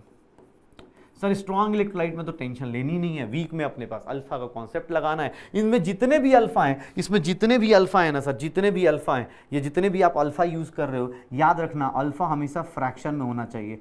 परसेंटेज मत ले लेना, गलती से भी परसेंटेज मत ले लेना भाई, पता चला परसेंटेज में लिया पूरा आई की वैल्यू ऊपर नीचे हो गई। अल्फा हमेशा फ्रैक्शन में, क्यों? क्योंकि सर अगर अल्फा परसेंटेज में दिया गया है ना, तो फ्रैक्शन में निकालने के लिए ज़्यादा नहीं, अल्फा परसेंटेज को कितने से डिवाइड कर देते हैं, 100 से। अगर कहीं परसेंटेज दिया है 20% तो उसको 100 से डिवाइड कर देना, अल्फा किस में आ जाएगा, फ्रैक्शन में। फ्रैक्शन में लेना है, क्योंकि जितनी डेरिवेशन ली गई है वो सारे 1 मोल के रिस्पेक्ट में ली गई है, जितनी डेरिवेशन ली गई है वो सारे 1 मोल के रिस्पेक्ट में ली गई है। पक्का? तो वेंटर फैक्टर कैलकुलेट करना शुरू कर दोगे, श्योर हो? तो चलो अब एक काम करते, थोड़ा क्वेश्चंस देखते हैं, सीखते हैं क्या क्या और चीज़ें क्या क्या हो रही है। थोड़ा सा देखो, थोड़ा सा जिन लोगों को भी लगता है भाई वीडियो रिपीट कर लेना, मैं पहले बता रहा हूँ, क्योंकि अच्छा कॉन्सेप्ट है। आप सब लोग कभी भी देखोगे कोई अच्छे कॉन्सेप्ट के ना ऊपर टाइम लगता है, किसी लगे अरे नहीं पहली बार में नहीं समझ में आया। भाई अच्छी मूवी आती है ना, देख गधों वाली मूवी आएगी वो जो जिसमें ऐसे ही कुछ भी हवा में उड़ रहा है कुछ भी, तो उसको सब समझते हैं, सब लोग इंजॉय करते हैं। लेकिन कभी इंसेप्शन जैसी मूवी आ गई, शायद किसी ने नाम सुना हो, इंसेप्शन करके एक मूवी, उसको समझने के लिए 3 बार देखना पड़ता है। ऑस्कर विनिंग मूवी है, लेकिन उसको समझना, क्योंकि उसमें कॉन्सेप्चुअल चीज़ें, हम मूवी का मतलब क्या, अरे मस्ती करने गए, कार उड़ रही है, ये उड़ रहा है, वो उड़ रहा है, वो देख रहे हैं। लेकिन सर अच्छी चीज़ आती है तो उसको समझने के लिए थोड़ा मेहनत ज़्यादा करनी पड़ती है। एक बार अगर आपको लग रहा है कि नहीं सर कुछ ज़्यादा हो रहा है, थोड़ा सा वेट करो, तो एक काम करो, वीडियो पॉज करके एक बार फिर से देखो कि सर अल्फा कहाँ लेके आए, वीक इलेक्ट्रोलाइट्स में। सर ने स्ट्रॉन्ग इलेक्ट्रोलाइट्स में काउंट ही नहीं किया अल्फा को, सीधा देखा, हाँ निकाल दिया। तो स्ट्रॉन्ग इलेक्ट्रोलाइट में सीधा ही निकाल दो, वीक इलेक्ट्रोलाइट में देखो अपने पास कि अल्फा क्या है। पक्का? और यहाँ जितने भी अल्फा आ रहे हैं सारे के सारे क्या है, फ्रैक्शन में, परसेंटेज में नहीं लेना है। श्योर है सर? पक्का? अब चलो एक दो चीज़ें और सर आई के बारे में। अब देखो कुछ लोग क्या करते हैं, कुछ लोग ना अलग, अब जैसे कैसे बात कर रहा हूँ, जैसे ये बेंजोइक एसिड है, हमने पढ़ा है ना कि like dissolves like, benzoic acid है। अब बेंजोइक एसिड पानी में जाता है, अगर बेंजोइक एसिड को वाटर में डाल दो तो ये बेंजोइक एसिड पता है क्या करेगा, और यही बेंजोइक एसिड को आप किस में डाल दो, बेंजोइक एसिड को सर आप ना बेंजीन में डाल दो, दोनों में देखो कितना डिफरेंस आता है। सर बेंजोइक एसिड एसिड है तो सर ये क्या होगा, सर पानी में जाएगा, पोलर है, पोलर में जाएगा तो सर क्या होगा, डिसोसिएट कर जाएगा। एसिड का मेजर काम क्या होता है कि सर क्या करे, सर कितने पार्टिकल्स में टूट जाएगा, H+। ऐसे तो ये वीक एसिड है, बेंजोइक एसिड क्या है, वीक एसिड है, वीक एसिड है, बेंजोइक एसिड क्या है, वीक एसिड है। ये क्या है, वीक इलेक्ट्रोलाइट है। ऑर्गेनिक एसिड्स क्या होते हैं, वीक एसिड। जिनको नहीं याद है आप एक काम करना, लिख लेना, ऑर्गेनिक एसिड क्या होते हैं, वीक एसिड। बताओगे इसका आई और अल्फा का रिलेशन क्या होगा, आई इज इक्वल्स टू व्हाट, कितने पार्टिकल्स में टूट रहा है, 2 - 1 into alpha. What is I, 1 plus alpha इसके केस में। पक्का? अच्छा बेंजोइक एसिड बेंजीन में गया, पता है यहाँ पे क्या हो रहा है, यहाँ पे बेंजोइक एसिड जाता है, पता है ये क्या करता है, ये ऑर्गेनिक का एक फीचर दिखाता है, वो बता देता हूँ अभी। ये क्या करता है, एसोसिएट करके एक पार्टिकल में कन्वर्ट हो जाता है, क्योंकि बेंजीन ना नॉन पोलर है। तो ऑब्वियसली ये पोलर वाला बंदा गया, इसने बोला यार मजा ही नहीं आ रहा इसके साथ, तो ये कुछ नहीं अपने ही बंदे के साथ क्या करता है, बॉन्डिंग कर लेता है। कैसे, ये भी दिखा देता हूँ। ऑर्गेनिक में आप इसको पढ़ोगे या पढ़ चुके होगे तो आप इसको रिलेट कर लोगे कि सर ये है। अदरवाइज जिन लोगों को ऑर्गेनिक में भी नहीं पढ़ा है तो एसिड एसिड भी आपस में हाइड्रोजन बॉन्डिंग बना लेते हैं, एसिड एसिड भी आपस में हाइड्रोजन बॉन्डिंग बना लेते हैं। ये देखो एसोसिएट हो गया। सर देखो बेंजीन वाटर में गया तो यहाँ पे कौन सा केस है, डिसोसिएशन का। क्या कर रहा है, डिसोसिएट हो रहा है। तो सर यहाँ पे आई की वैल्यू क्या है, ग्रेटर देन 1 है। सर यहाँ पे देखो benzoic acid in benzene, sir यहाँ पे क्या हो रहा है, सर यहाँ पे क्या हो रहा है, एसोसिएशन हो जा रहा है। सर डाइमराइजेशन, इसको हम लोग बोल देते हैं, इसको दो लोग मिलके एक बन रहे हैं तो इसको हम लोग क्या बोल देते हैं, डाइमराइजेशन बोल देते हैं। इसको हम लोग क्या बोल देते हैं, डाइमराइजेशन। दो लोग मिलके एक बना रहे हैं तो डाइमराइजेशन, 3 लोग मिलके बनाएंगे तो ट्राइमराइजेशन, 4 लोग मिलके बनाएंगे टेट्रामराइजेशन, और बहुत सारे लोग मिलके बनाएंगे तो पॉलीमराइजेशन। पक्का? तो डाइमराइजेशन बन कर गया। सर यहाँ बताओगे आई और अल्फा का रिलेशन क्या होगा, तो sir I is equals to 1 plus कितने पार्टिकल्स एसोसिएट हो रहे हैं, 2 - 1 इंटू अल्फा। सर आई की वैल्यू 1 - अल्फा बाई 2। सर देख लो यहां पे आई ग्रेटर देन 1 आ गया और यहां पे आई क्या हो रहा है, लेस देन आ रहा है। सेम बंदा बेंजोइक एसिड पानी में गया तो वहां डिसोसिएट कर गया, बेंजोइक एसिड बेंजीन में गया तो वहां डाइमराइज कर गया। तो डाइमराइज मतलब एक ही बंदा अलग अलग जगह के अलग अलग तरीके से, अरे सब जगह तुम जाते हो, तुम्हारी सब जगह दोस्ती नहीं होती ना। कितनी बार होता है कि आदमी गए, नए दोस्त बन जाते हैं घर वालों के, आदमी ठीक है फोन नहीं उठाता, लेकिन कई कोई ऐसी जगह चले जाते हैं जहां घर वालों की ज्यादा याद आती है क्योंकि दोस्त अच्छे नहीं मिलते, तो आदमी घर वालों से ज्यादा बात कर रहा होता है। तो वही हालत यहाँ पे, यहाँ गया बंदा आराम से डिजोल्व हो गया, आराम से आई की वैल्यू क्या आ गई, ग्रेटर देन 1। यहाँ गया तो आई की वैल्यू लेस देन 1। तो बेंजोइक एसिड, तो मैं ये बताना चाहता हूँ कोई भी कंपाउंड ऐसा जरूरी नहीं कि एसोसिएशन ही दिखाएगा या डिसोसिएशन ही दिखाएगा। नॉर्मली जो सॉल्ट्स होते हैं वो एसोसिएशन डिसोसिएशन दिखाते हैं, रीजन कि वो सॉल्ट हैं, टूटना उनको पसंद आता है, आयंस में बनना पसंद आता है, इसलिए वो कर रहे होते हैं। अच्छा एक बात बताओ सर, ये डिसोसिएट कर रहा है, सॉल्यूशन में गया डिसोसिएट कर गया, तो इसका मास क्या होगा, कम नहीं हो जाएगा? मतलब रियल में मास इतना था, बाद में क्या हो जाएगा, कम ही हो जाएगा। यहां देखो, यहां मास अपने पास क्या है, अपने पास पहले एक एक बंदे थे, अब दो लोग मिलकर एक दूसरे को गले पकड़ के बैठ गए, तो ऑब्वियस है ना मास क्या हो जाएगा, ज्यादा हो जाएगा। तो सर किसने बोला, सर वेंटर फैक्टर ने मास के ऊपर क्यों नहीं कमेंट किया? उसने बोला किया ना भाई साहब, आपने अभी थोड़ा सा वेट कर रहे थे, अभी एक्चुअली आपको समझाना। अब वेंटर फैक्टर का लास्ट फॉर्मूला और इस चैप्टर का अभी लास्ट फॉर्मूला, इसके बाद तुम्हारी जिंदगी अब क्वेश्चंस पे आ जाएगी। सर आई जो होता है ना, आई जो होता है वो बोलते हैं हम लोग नॉर्मल मोलर मास, आई को हम लोग बोल देते हैं नॉर्मल मोलर मास, इसको हम लोग बोलते हैं आई इज नथिंग। आई को एक और तरीके से निकाल सकते हो, normal molar mass divided by normal molar mass divided by abnormal molar मास। अब तुम बोलोगे सर अब मास भी अलग अलग आता है, हाँ सर क्यों? क्योंकि सर आप एक बात बताओ ना, आप कहीं डिसोसिएट हो गए, आप अभी निकाल भी लोगे, अगर डिसोसिएट हो गए तो आपका मास क्या हो जाएगा, बढ़ जाएगा ना। सॉल्यूशन में गए, सॉरी एसोसिएट हो गए, मान लो मैं अकेला था, मैं पानी में जैसे ही गया मैंने 2-3 लोगों को पकड़ के अपने पास बिठा लिया, तो मेरा मास क्या होगा, बढ़ जाएगा, क्योंकि मेरे पास 2-3 लोग आ गए साथ में। लेकिन अगर मैं कहीं गया, पता चला मैं ही डिसोसिएट हो गया, टूट गया, तो ऑब्वियस है ना भाई मेरा मास क्या हो जाएगा, कम हो जाएगा। तो लोगों ने बोला सर इसका मतलब नॉर्मल का मतलब क्या है, तो सर ये कैसे कैलकुलेट करते हैं, ये कैलकुलेट किया जाता है कैलकुलेटेड बाय मॉलिक्यूलर फार्मूला, जो आपके फॉर्मूले से आता है, आप डायरेक्ट जो फॉर्मूले से निकालते हो उसको हम लोग क्या बोल देते हैं, नॉर्मल मोलर मास।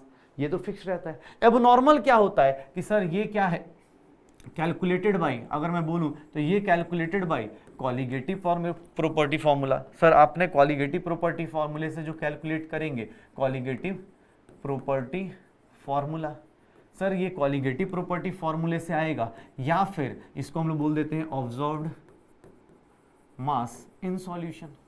सॉल्यूशन के अंदर जो ऑब्जर्व हो रहा है तो वो क्या है, अब नॉर्मल है। क्यों? क्योंकि सर या तो डिसोसिएट करेगा, यह एसोसिएट करेगा। वेंटर फैक्टर 1 अगर दोनों सेम हो जाते तो सर इलेक्ट्रोलाइट है, जैसे यूरिया, यूरिया को कोई फर्क नहीं पड़ रहा, पानी में डाल दो, कहीं भी डाल दो, यूरिया टूटता ही नहीं है। लेकिन NaCl को देख लो, बेंजोइक एसिड को देख लो, बेंजोइक एसिड को पानी में डालो, डिसोसिएट कर रहा है, मास कम हो जाएगा। क्यों? क्योंकि डिसोसिएट हो गया, टूट गया। और अगर बेंजीन में डाल दोगे, एसोसिएट हो गया, मतलब मास बढ़ जाएगा। तो सर ये क्या है, नॉर्मल, मतलब जो आपके फॉर्मूले से आता है, आपका जो नॉर्मल मास था। अब नॉर्मल मतलब भैया सॉल्यूशन में चेंज हो सकता है, आपने कॉलिगेटिव प्रॉपर्टी से निकालोगे उसमें चेंज हो जाएगा। तो सर एक बात बताओ, अब सिंपल चीज पूछता हूं, अब ये बोलता लो सर मैथमेटिकली प्रूफ करो, आई ग्रेटर देन 1 कहां था, डिसोसिएशन में।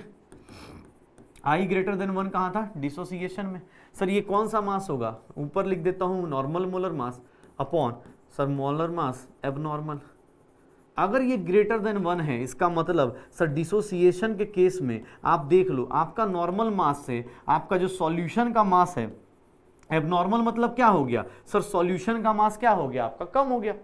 एबनॉर्मल मतलब सर जो आपका मास सॉल्यूशन में आपका मास क्या हो गया, कम हो गया। क्यों? क्योंकि आप डिसोसिएट हो गए। अब रटूंगा थोड़ा ही ना, मैं फील कर रहा हूं कि डिसोसिएट हो गया। सर डिसोसिएट होगा तो मोलर मास क्या हो जाएगा, कम हो जाएगा। अच्छा, किसने बोला सर आई अगर लेस देन 1 हो गया, मतलब आप कौन सा केस ले रहे हो, एसोसिएशन का केस ले रहे हो, एसोसिएशन का केस ले रहे हो। और आई अगर लेस देन 1 है, एसोसिएशन का केस है, तो सर इसको देख लो, मोलर मास अपॉन एबनॉर्मल।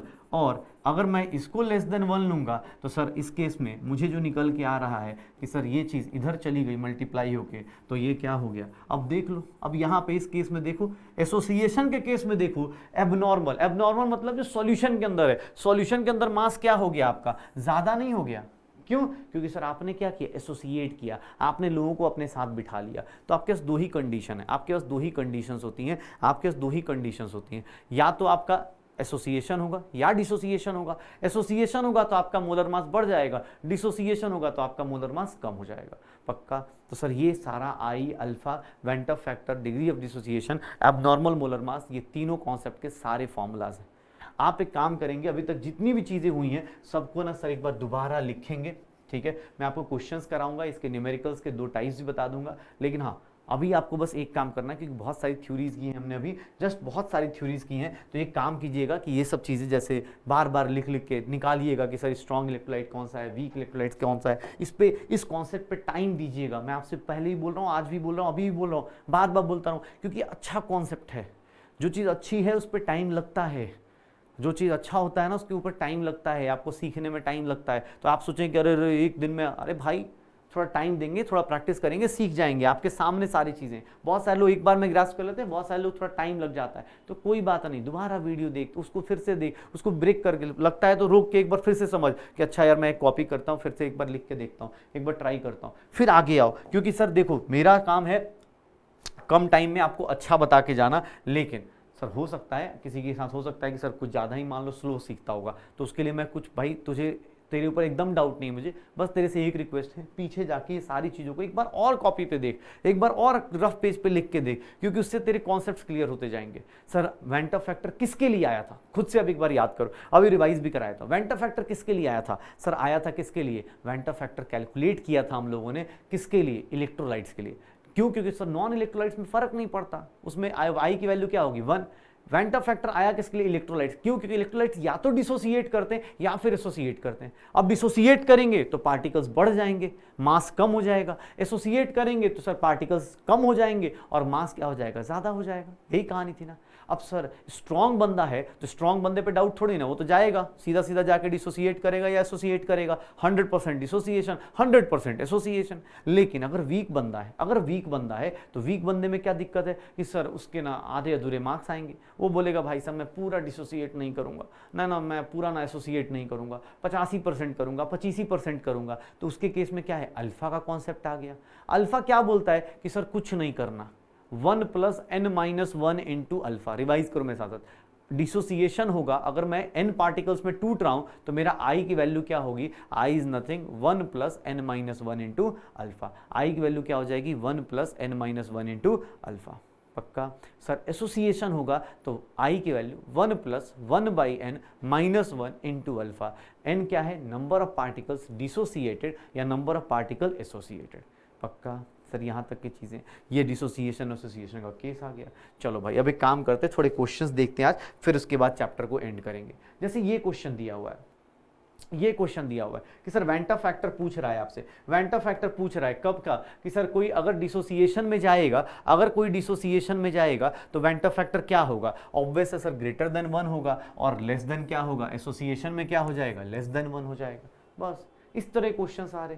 किसने बोला नहीं सर एक काम कीजिए, सर ये क्वेश्चन बताइए, वेंटर फैक्टर किसी इलेक्ट्रोलाइट का, सर किसका? बेरियम हाइड्रोक्साइड का, स्ट्रॉन्ग इलेक्ट्रोलाइट। देख क्वेश्चन में लिखा हुआ है स्ट्रॉन्ग इलेक्ट्रोलाइट, वेंटर फैक्टर निकालिए। बेरियम हाइड्रोक्साइड का फॉर्मूला क्या हो जाएगा भाई साहब? बेरियम हाइड्रोक्साइड का फॉर्मूला क्या हो जाएगा? ये अब तुम खुद समझदार हो, इसको कितने पार्टिकल्स में तोड़ दोगे? सर सीखो, ये सब चीज़ें आज सीखनी है। बेरियम हाइड्रोक्साइड को तोड़ोगे तो सर आई की वैल्यू क्या हो जाएगी? Sir 3 particles divide by 1। Strong के केस में कोई अल्फा का कॉन्सेप्ट नहीं, 3/1, सीधा सीधा 3। सर ये सब क्वेश्चन आते हैं, पढ़ रहे हैं ठीक है, आपने सारी थ्योरी एक साथ करी, उसके क्वेश्चन साथ साथ करते जाइए, सो दैट कि आपके कॉन्सेप्ट्स अच्छे होते जाएं। जैसे मुझे किसने बोला सर एक बात बताइए, ये क्वेश्चन दिया हुआ है कि sir molar elevation constant of water है, ठीक है, केबी दिया हुआ है, केबी दिया है, बॉइलिंग पॉइंट बताइए कितना होगा? 1 मोलर एक्वस KCl है, बगल में क्या लिखा है? Assuming complete dissociation of KCl। मतलब KCl के केस में सर आप क्या लोगे? सर KCl के केस में I की वैल्यू क्या हो जाएगी? सर I की वैल्यू 2/1, मतलब कितना? 2 हो जाएगा। तो सर इसका वेंटर फैक्टर कितना हो गया? 2, क्योंकि कंप्लीट डिसोसिएशन बोला है, मतलब 100% डिसोसिएट कर रहा है। तो सर व्हाट इज इलेक्ट्रोलाइट्स के केस में फॉर्मूला क्या निकालते थे? याद करो हमने क्या लिखा है? Delta TB is nothing I × KB × M, यही लिखा था। सर कर दो अपने पास, आई इंटू आई की वैल्यू कितनी आ गई 2, केबी की वैल्यू कितनी है 0.52 और इसकी वैल्यू कितनी है 1, सर इसकी वैल्यू कितनी हो जाएगी 1.04। सर डेल्टा टी बी इतना हो गया, बॉइलिंग पॉइंट एलिवेट कर रहा है तो पहले आप 100 डिग्री सेल्सियस पे बॉयल करेंगे, अब कितने बॉयल करेंगे 101.04 डिग्री सेल्सियस पे, तो 100.04 डिग्री सेल्सियस, बस हो गया। ऐसे क्वेश्चंस करने, ऐसे क्वेश्चंस करने होते हैं बस। अब ये फॉर्मूला किसके लिए था, इलेक्ट्रोलाइट्स के लिए था। इलेक्ट्रोलाइट्स के केस में सारी कॉलिगेटिव प्रॉपर्टीज में हमने किससे मल्टीप्लाई किया था, आई से, पक्का। अच्छा सर क्वेश्चन देखो अगला वाला, of the following which one will have largest freezing point depression. Sir अब लार्जेस्ट फ्रीजिंग पॉइंट डिप्रेशन बोल रहा है, डेल्टा टीएफ का फॉर्मूला, ऐसे तो हमने केएफ इंटू एम पढ़ा था, लेकिन ऑप्शन देख भाई, इसमें एक ऑप्शन में देखिए सॉल्ट्स दिख रहे हैं, सॉल्ट्स के केस में, इलेक्ट्रोलाइट्स के केस में सर मुझे क्या लेना पड़ेगा, ये लेना पड़ेगा, क्यों, क्योंकि सर वेंटा फैक्टर भी कैलकुलेट करेंगे ना। अब सर मोलालिटी सेम है, ठीक है मोलालिटी सेम हो गई, केएफ की वैल्यू भी सेम है, तो sir delta TF directly proportional to किसके आ गया, आई के। तो सर एक बात बताओ, इसका आई कितना होगा। अब तुम बोलोगे सर कैसे पता चलेगा, जब कुछ नहीं लिखा है तो क्या मान के चलोगे, स्ट्रॉन्ग इलेक्ट्रोलाइट। तो सर ये कितने पार्टिकल्स में टूटेगा, 2, तो आई की वैल्यू 2। सर ये कितने पार्टिकल्स में टूटेगा, 2 एल्यूमिनियम अलग, सल्फेट 3 अलग, तो आई की वैल्यू यहाँ कितनी हो गई 5। सर ये ग्लूकोज है, ग्लूकोज नॉन इलेक्ट्रोलाइट होता है, नॉन इलेक्ट्रोलाइट के केस में आई की वैल्यू क्या होती है 1। सर K2SO4 है, यहाँ पे आई की वैल्यू क्या हो जाएगी, K 2 अलग हो जाएगा, सल्फेट अलग हो जाएगा, आई की वैल्यू क्या हो जाएगी 3। किसी को लगता है कि सर कैसे आ रहा है, तो ये सब भाई लिख लिया करो। अगर आपको लगता है कि नहीं सर मुझे दिक्कत आ रही है, तो आप ऐसे लिख लिया करो, ऐसे लिख लिया करो। तो ये क्या हो गया सल्फेट, ये क्या हो जाएगा अपने पास, सर इसके कितने पार्टिकल्स हो गए 3। किसी को लगता है सर इसका लिखना है, तो एक काम करो भाई लिख लो ऐसे, ऐसे लिख लो। तो आई की वैल्यू यहाँ पे कितनी आ गई 5। तो सर देख लो सबसे ज्यादा आई की वैल्यू जिसकी होगी उसका डिप्रेशन क्या होगा, सबसे हाईएस्ट होगा। सर छोटे छोटे क्वेश्चंस है, छोटे छोटे क्वेश्चंस है, बस इसी पे घूमते रहिए। अगला क्वेश्चन ऐसे दिया हुआ है कि sir depression point, freezing point दिया हुआ है कि sir depression molal freezing point कितना दिया है, डिप्रेशन कांस्टेंट का इतना दिया है, ठीक है -1 से माइनस कह रहा हूँ 5 ग्राम डिजोल्व कर रहे हैं, freezing point is changed by sir delta TF दिया गया है कितना 3.72। पहले कितने फ्रीज होता है 0 पे, अब कितने फ्रीज हो रहा है -3.72 पे, मतलब चेंज कितने का है, इतने का। सर डेल्टा टीएफ दिया हुआ है, व्हाट इज डेल्टा टीएफ। अगर आप इलेक्ट्रोलाइट की बात करते हो तो उस केस में i into KF into sir W2 upon M2 into 1000 upon W1। Sir आपने आई से क्यों मल्टीप्लाई किया, क्योंकि क्वेश्चन में बोल रहा है वेंटा फैक्टर निकालो। अच्छा कैसे निकालूंगा, तो सर ये रहा अपने पास, डेल्टा TF की वैल्यू दी हुई है कि आई की वैल्यू कितना नहीं पता, KF की वैल्यू कितनी है 1.86, सर W2 कितना है, सर मास कितना है 5 ग्राम, सर Na2SO4 का मास कितना हो जाएगा, Na2SO4 का मास कैलकुलेट करने जाएंगे तो सर सोडियम का कितना होता है 23 इंटू 2 प्लस सल्फर का कितना होता है 32, 16 इंटू 4 कितना हो गया, ये 46 हो गया, ये 32 हो गया, और ये कितना हो गया 64, ये कितना हो गया 12, 7, 6, 13 और ये कितना हो गया 14, 142। तो सर इसकी वैल्यू 142 इंटू 1000 अपॉन सर पानी का मास कितना है 45। सर सॉल्व करेंगे, यहाँ से आई की वैल्यू आएगी, ये 2 टाइम्स हो जाएगा, और आई की वैल्यू यहाँ से आ गई 2 इंटू, अब कैलकुलेशन कर लीजिए अपने पास 5 इंटू 1000, तो सर ये 5 से ये 9 हो गया, और इसकी वैल्यू 9 से 142 इंटू 18 डिवाइड बाई 1000। तो सर आई की वैल्यू क्या आ जाएगी, आई की वैल्यू क्या आ जाएगी, अगर मैं बात करता हूँ आई की वैल्यू अपने पास क्या आ जाएगी, अगर आई की वैल्यू करता हूँ कैलकुलेट तो ये हो जाएगा 1000 सॉरी ये हो जाएगा 142 इंटू 18 डिवाइडेड बाई 1000, तो ये हो गया तुम्हारा 2.556।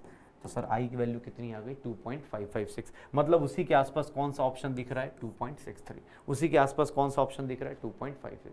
बस ये आंसर करके बाहर आ जाओ।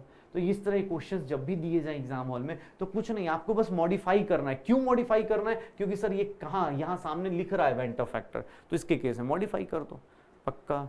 भाई ये क्वेश्चंस आज भी कर रहे हैं और कल भी फिर से जब केमिकल काइनेटिक्स स्टार्ट होगा तब भी मैं लेके आऊँगा खजाने में, ये क्वेश्चन तो मैं लेके ही आऊँगा, क्योंकि मुझे ये टॉपिक परफेक्ट करना है नेक्स्ट 2 डेज़ के अंदर। आपके नेक्स्ट 2 डेज़ के अंदर ये टॉपिक आपका बस आपसे एक रिक्वेस्ट है, आप फॉर्मूला थोड़ा अच्छे से रिवाइज कर लीजिए ताकि जब क्वेश्चन कराऊँ तो आप फील कर पाएँ। इसके देखो, इसके क्वेश्चंस ना बहुत सिंपल से होते हैं। इसके क्वेश्चंस का सिर्फ टाइप बता देता हूं कितने टाइप के होते हैं। एग्जाम में ना एक चीज दी होगी, मान लो कोई कॉलिगेटिव प्रॉपर्टी है, कोई भी ऑस्मोटिक प्रेशर होगा, कोई भी कॉलिगेटिव प्रॉपर्टी होगी, एक देखो दो टाइप के क्वेश्चंस होते हैं इसके, एक ही दो टाइप के क्वेश्चन है। केस 1, इसकी कॉलिगेटिव प्रॉपर्टी की वैल्यू दी होगी, मैं लिख के देता हूं, इससे बाहर क्वेश्चन नहीं आएगा। कॉलिगेटिव प्रॉपर्टी की वैल्यू दी होगी, मान लो ऑस्मोटिक प्रेशर है, डेल्टा टीएफ है, डेल्टा टीबी है, जैसे इस क्वेश्चन में था। इस क्वेश्चन में क्या दिया था? डेल्टा टीएफ दिया था। क्या निकालना था? आई निकालना था। तो सर इसका डेल्टा टीएफ ये क्या होगा? गिवन होगा। ये मुझे क्या होगा एग्जाम हॉल में? गिवन होगा। तो सर इससे ना मुझे क्या निकालना है? आई निकालना है। तो सर इससे पहले मैं आई निकालूंगा, फिर अगर वीक इलेक्ट्रोलाइट है, अगर वीक है तो उस केस में मुझे अल्फा भी निकालना पड़ सकता है। तो सर इसका न्यूमेरिकल फिक्स्ड होता है। केस 1 यही होगा। या तो ये एक क्वेश्चन पूछा जाएगा, या फिर इसका दूसरा न्यूमेरिकल पूछने का बस दूसरा तरीका ही बता देता हूं। सर इससे बाहर आपको कुछ पूछेगा ही नहीं।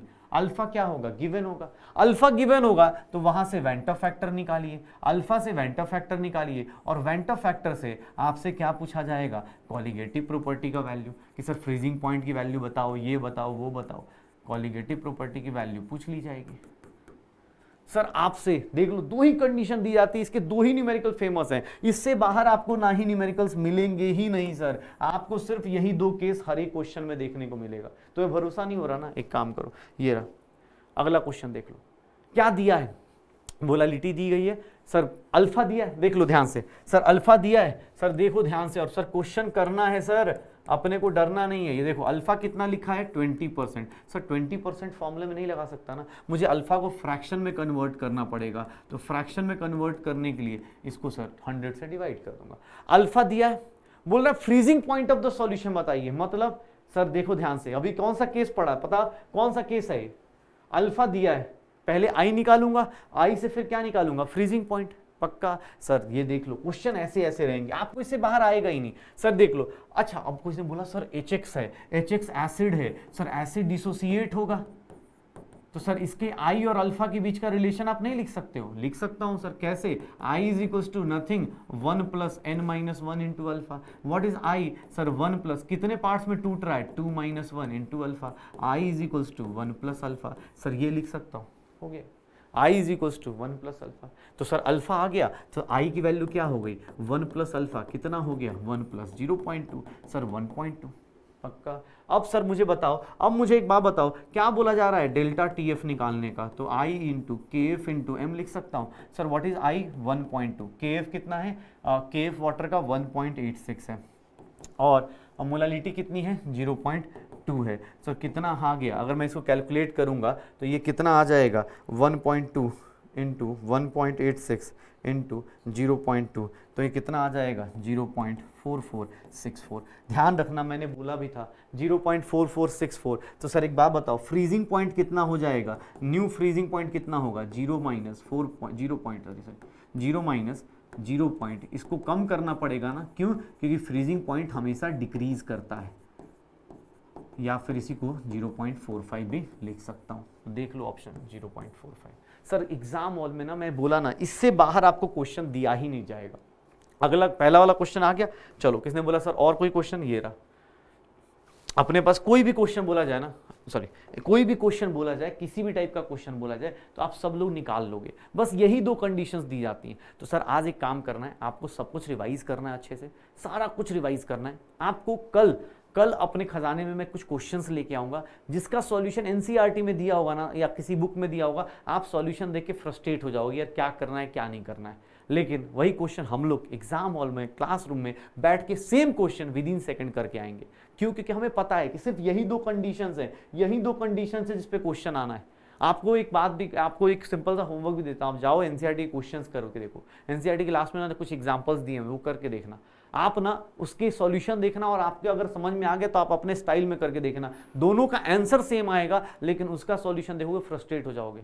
किसी भी बंदे का और किसी भी चीज़ का, किसी मान लो आप किसी को भी फॉलो कर दो ना सर, मैं आपको लिख के दे रहा हूँ, कितना इतना क्लियरिटी के साथ कोई नहीं बोलेगा कि बेटा अल्फा दिया है तो आई निकाल, आई निकाल के फिर प्रॉपर्टी निकाल। तेरे पास सिर्फ यही 2 टाइप के न्यूमेरिकल्स होंगे। बस तुझे आज एक काम करना है, strong electrolyte, weak electrolyte, strong electrolyte से केस में कैसे निकालते हैं, वीक इलेक्ट्रोलाइट से केस में कैसे निकालते हैं, आज सीख लेना है। उसके बाद फॉर्मूले में क्या क्या मॉडिफिकेशन हुआ, आई किसको किसको रिप्रेजेंट करता है, आई किसके किसको रिप्रेजेंट करता है, सर वो सारी चीजें एक बार फिर से हम लोग एक काम करते हैं, आई के बारे में फिर से बात करते हैं। आई क्या क्या था सर, आई को मैं 2 तरीके से लिख सकता हूं, 3 तरीके के फॉर्मूले में लिख सकता हूं। आई को नंबर ऑफ पार्टिकल्स के फॉर्म में भी लिख सकता हूं भाई साहब, थोड़ा फास्ट फास्ट रिवीजन कर लो भाई साहब, फास्ट फास्ट।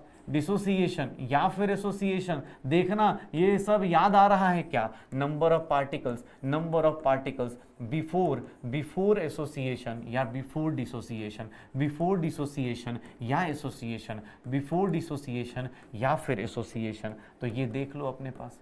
सर आई की वैल्यू और देखें तो क्या हो जाएगा, आई की वैल्यू सर आपने एक और चीज बताई थी, ऑब्जर्व्ड कॉलिगेटिव प्रॉपर्टी, ऑब्जर्व्ड या एक्सपेरिमेंटल कॉलिगेटिव प्रॉपर्टी। सर ये आपने बताया था कि observed colligative property divided by, sir observed colligative property divided by calculated, observed divided by sir calculated, जो आप निकाल रहे थे अभी तक, तो ये चीज़ हमने पढ़ी थी। अच्छा सर आई की एक और वैल्यू मैंने बता दी थी कि सर आपके पास आई की एक और वैल्यू है आई की, सर वो क्या है, तो sir molar mass, normal molar mass upon sir abnormal molar मास। सर ये वाला फॉर्मूले से आएगा और ये जो सॉल्यूशन के अंदर होगा। सर आई की वैल्यू सर इक्वल टू 1 है किसके लिए, नॉन इलेक्ट्रोलाइट के लिए। आई की वैल्यू इक्वल टू 1 है किसके लिए, नॉन इलेक्ट्रोलाइट के लिए। सर आई की वैल्यू ग्रेटर देन 1 है किसके केस में, डिसोसिएशन के केस में। सर आई की वैल्यू लेस देन 1 है किसके केस में, एसोसिएशन के केस में। बेटा आप ये सब फॉर्मूला अगर फास्ट फास्ट लिखने लगे ना, समझ जाओ, मैंने इसलिए आपको बोला आज होमवर्क क्या दिया है कि बेटा आपको ज़्यादा टेंशन नहीं लेनी है, आप बस ये देख लो कि मुझे ये सब चीज़ें क्लियर करनी है। अगर वीक इलेक्ट्रोलाइट होगा तो वीक इलेक्ट्रोलाइट को पहचानने का एक ही तरीका है कि उसके कॉन्सेप्ट में अल्फा आएगा और अल्फा हमेशा फ्रैक्शन में लेना है। सर आई की वैल्यू 1 + n-1 इंटू अल्फा, और ये कब आएगा, जब डिसोसिएशन होगा। सर आई की वैल्यू 1 + 1/n-1 इंटू अल्फा, ये कब होगा, जब एसोसिएशन होगा। पक्का हो जाएगा सर, फटाफट ये चीज़ें घर पे जाके क्वेश्चंस। अब अपने को सर आप डीपीपी सॉल्व कीजिए, क्वेश्चन सॉल्व कीजिए, ट्राई कीजिए, मॉड्यूल एनसीईआरटी सब कुछ सॉल्व कर सकते हैं। आज अपना चैप्टर एंड हो चुका है, सॉल्यूशन। बट इसका मतलब ये नहीं क्वेश्चंस नहीं होंगे, अगली क्लास में खजाने में क्वेश्चंस आएंगे, फिर से वेंटर फैक्टर के क्वेश्चन में जानबूझ के 2 दिन तक और कराऊंगा, सो दैट कि मैं अपने सारे स्टूडेंट्स को ये डर हटाना चाहता हूँ कि फिजिकल केमिस्ट्री में बेटा न्यूमेरिकल से नहीं डरना है, ना ही कॉन्सेप्चुअल चीज़ों से। फिजिकल केमिस्ट्री आपकी सबसे फेवरेट होनी चाहिए, क्योंकि सर इसमें कॉन्सेप्चुअल चीज़ें, ना ही कोई रट्टा मारना चीज़ें। आपको सिंपल सी बोला गया, एसोसिएशन होगा मतलब पार्टिकल्स ऐड हो जाएंगे, मास क्या हो जाएगा, बढ़ जाएगा। डिसोसिएशन होगा, टूट जाओगे, मास क्या होगा, कम हो जाएगा। पक्का, तो ये सब चीज़ें एंजॉय करो। मिलते हैं नेक्स्ट क्लास में नए चैप्टर के साथ, तब तक पढ़ाई करते रहो, एंजॉय करते रहो।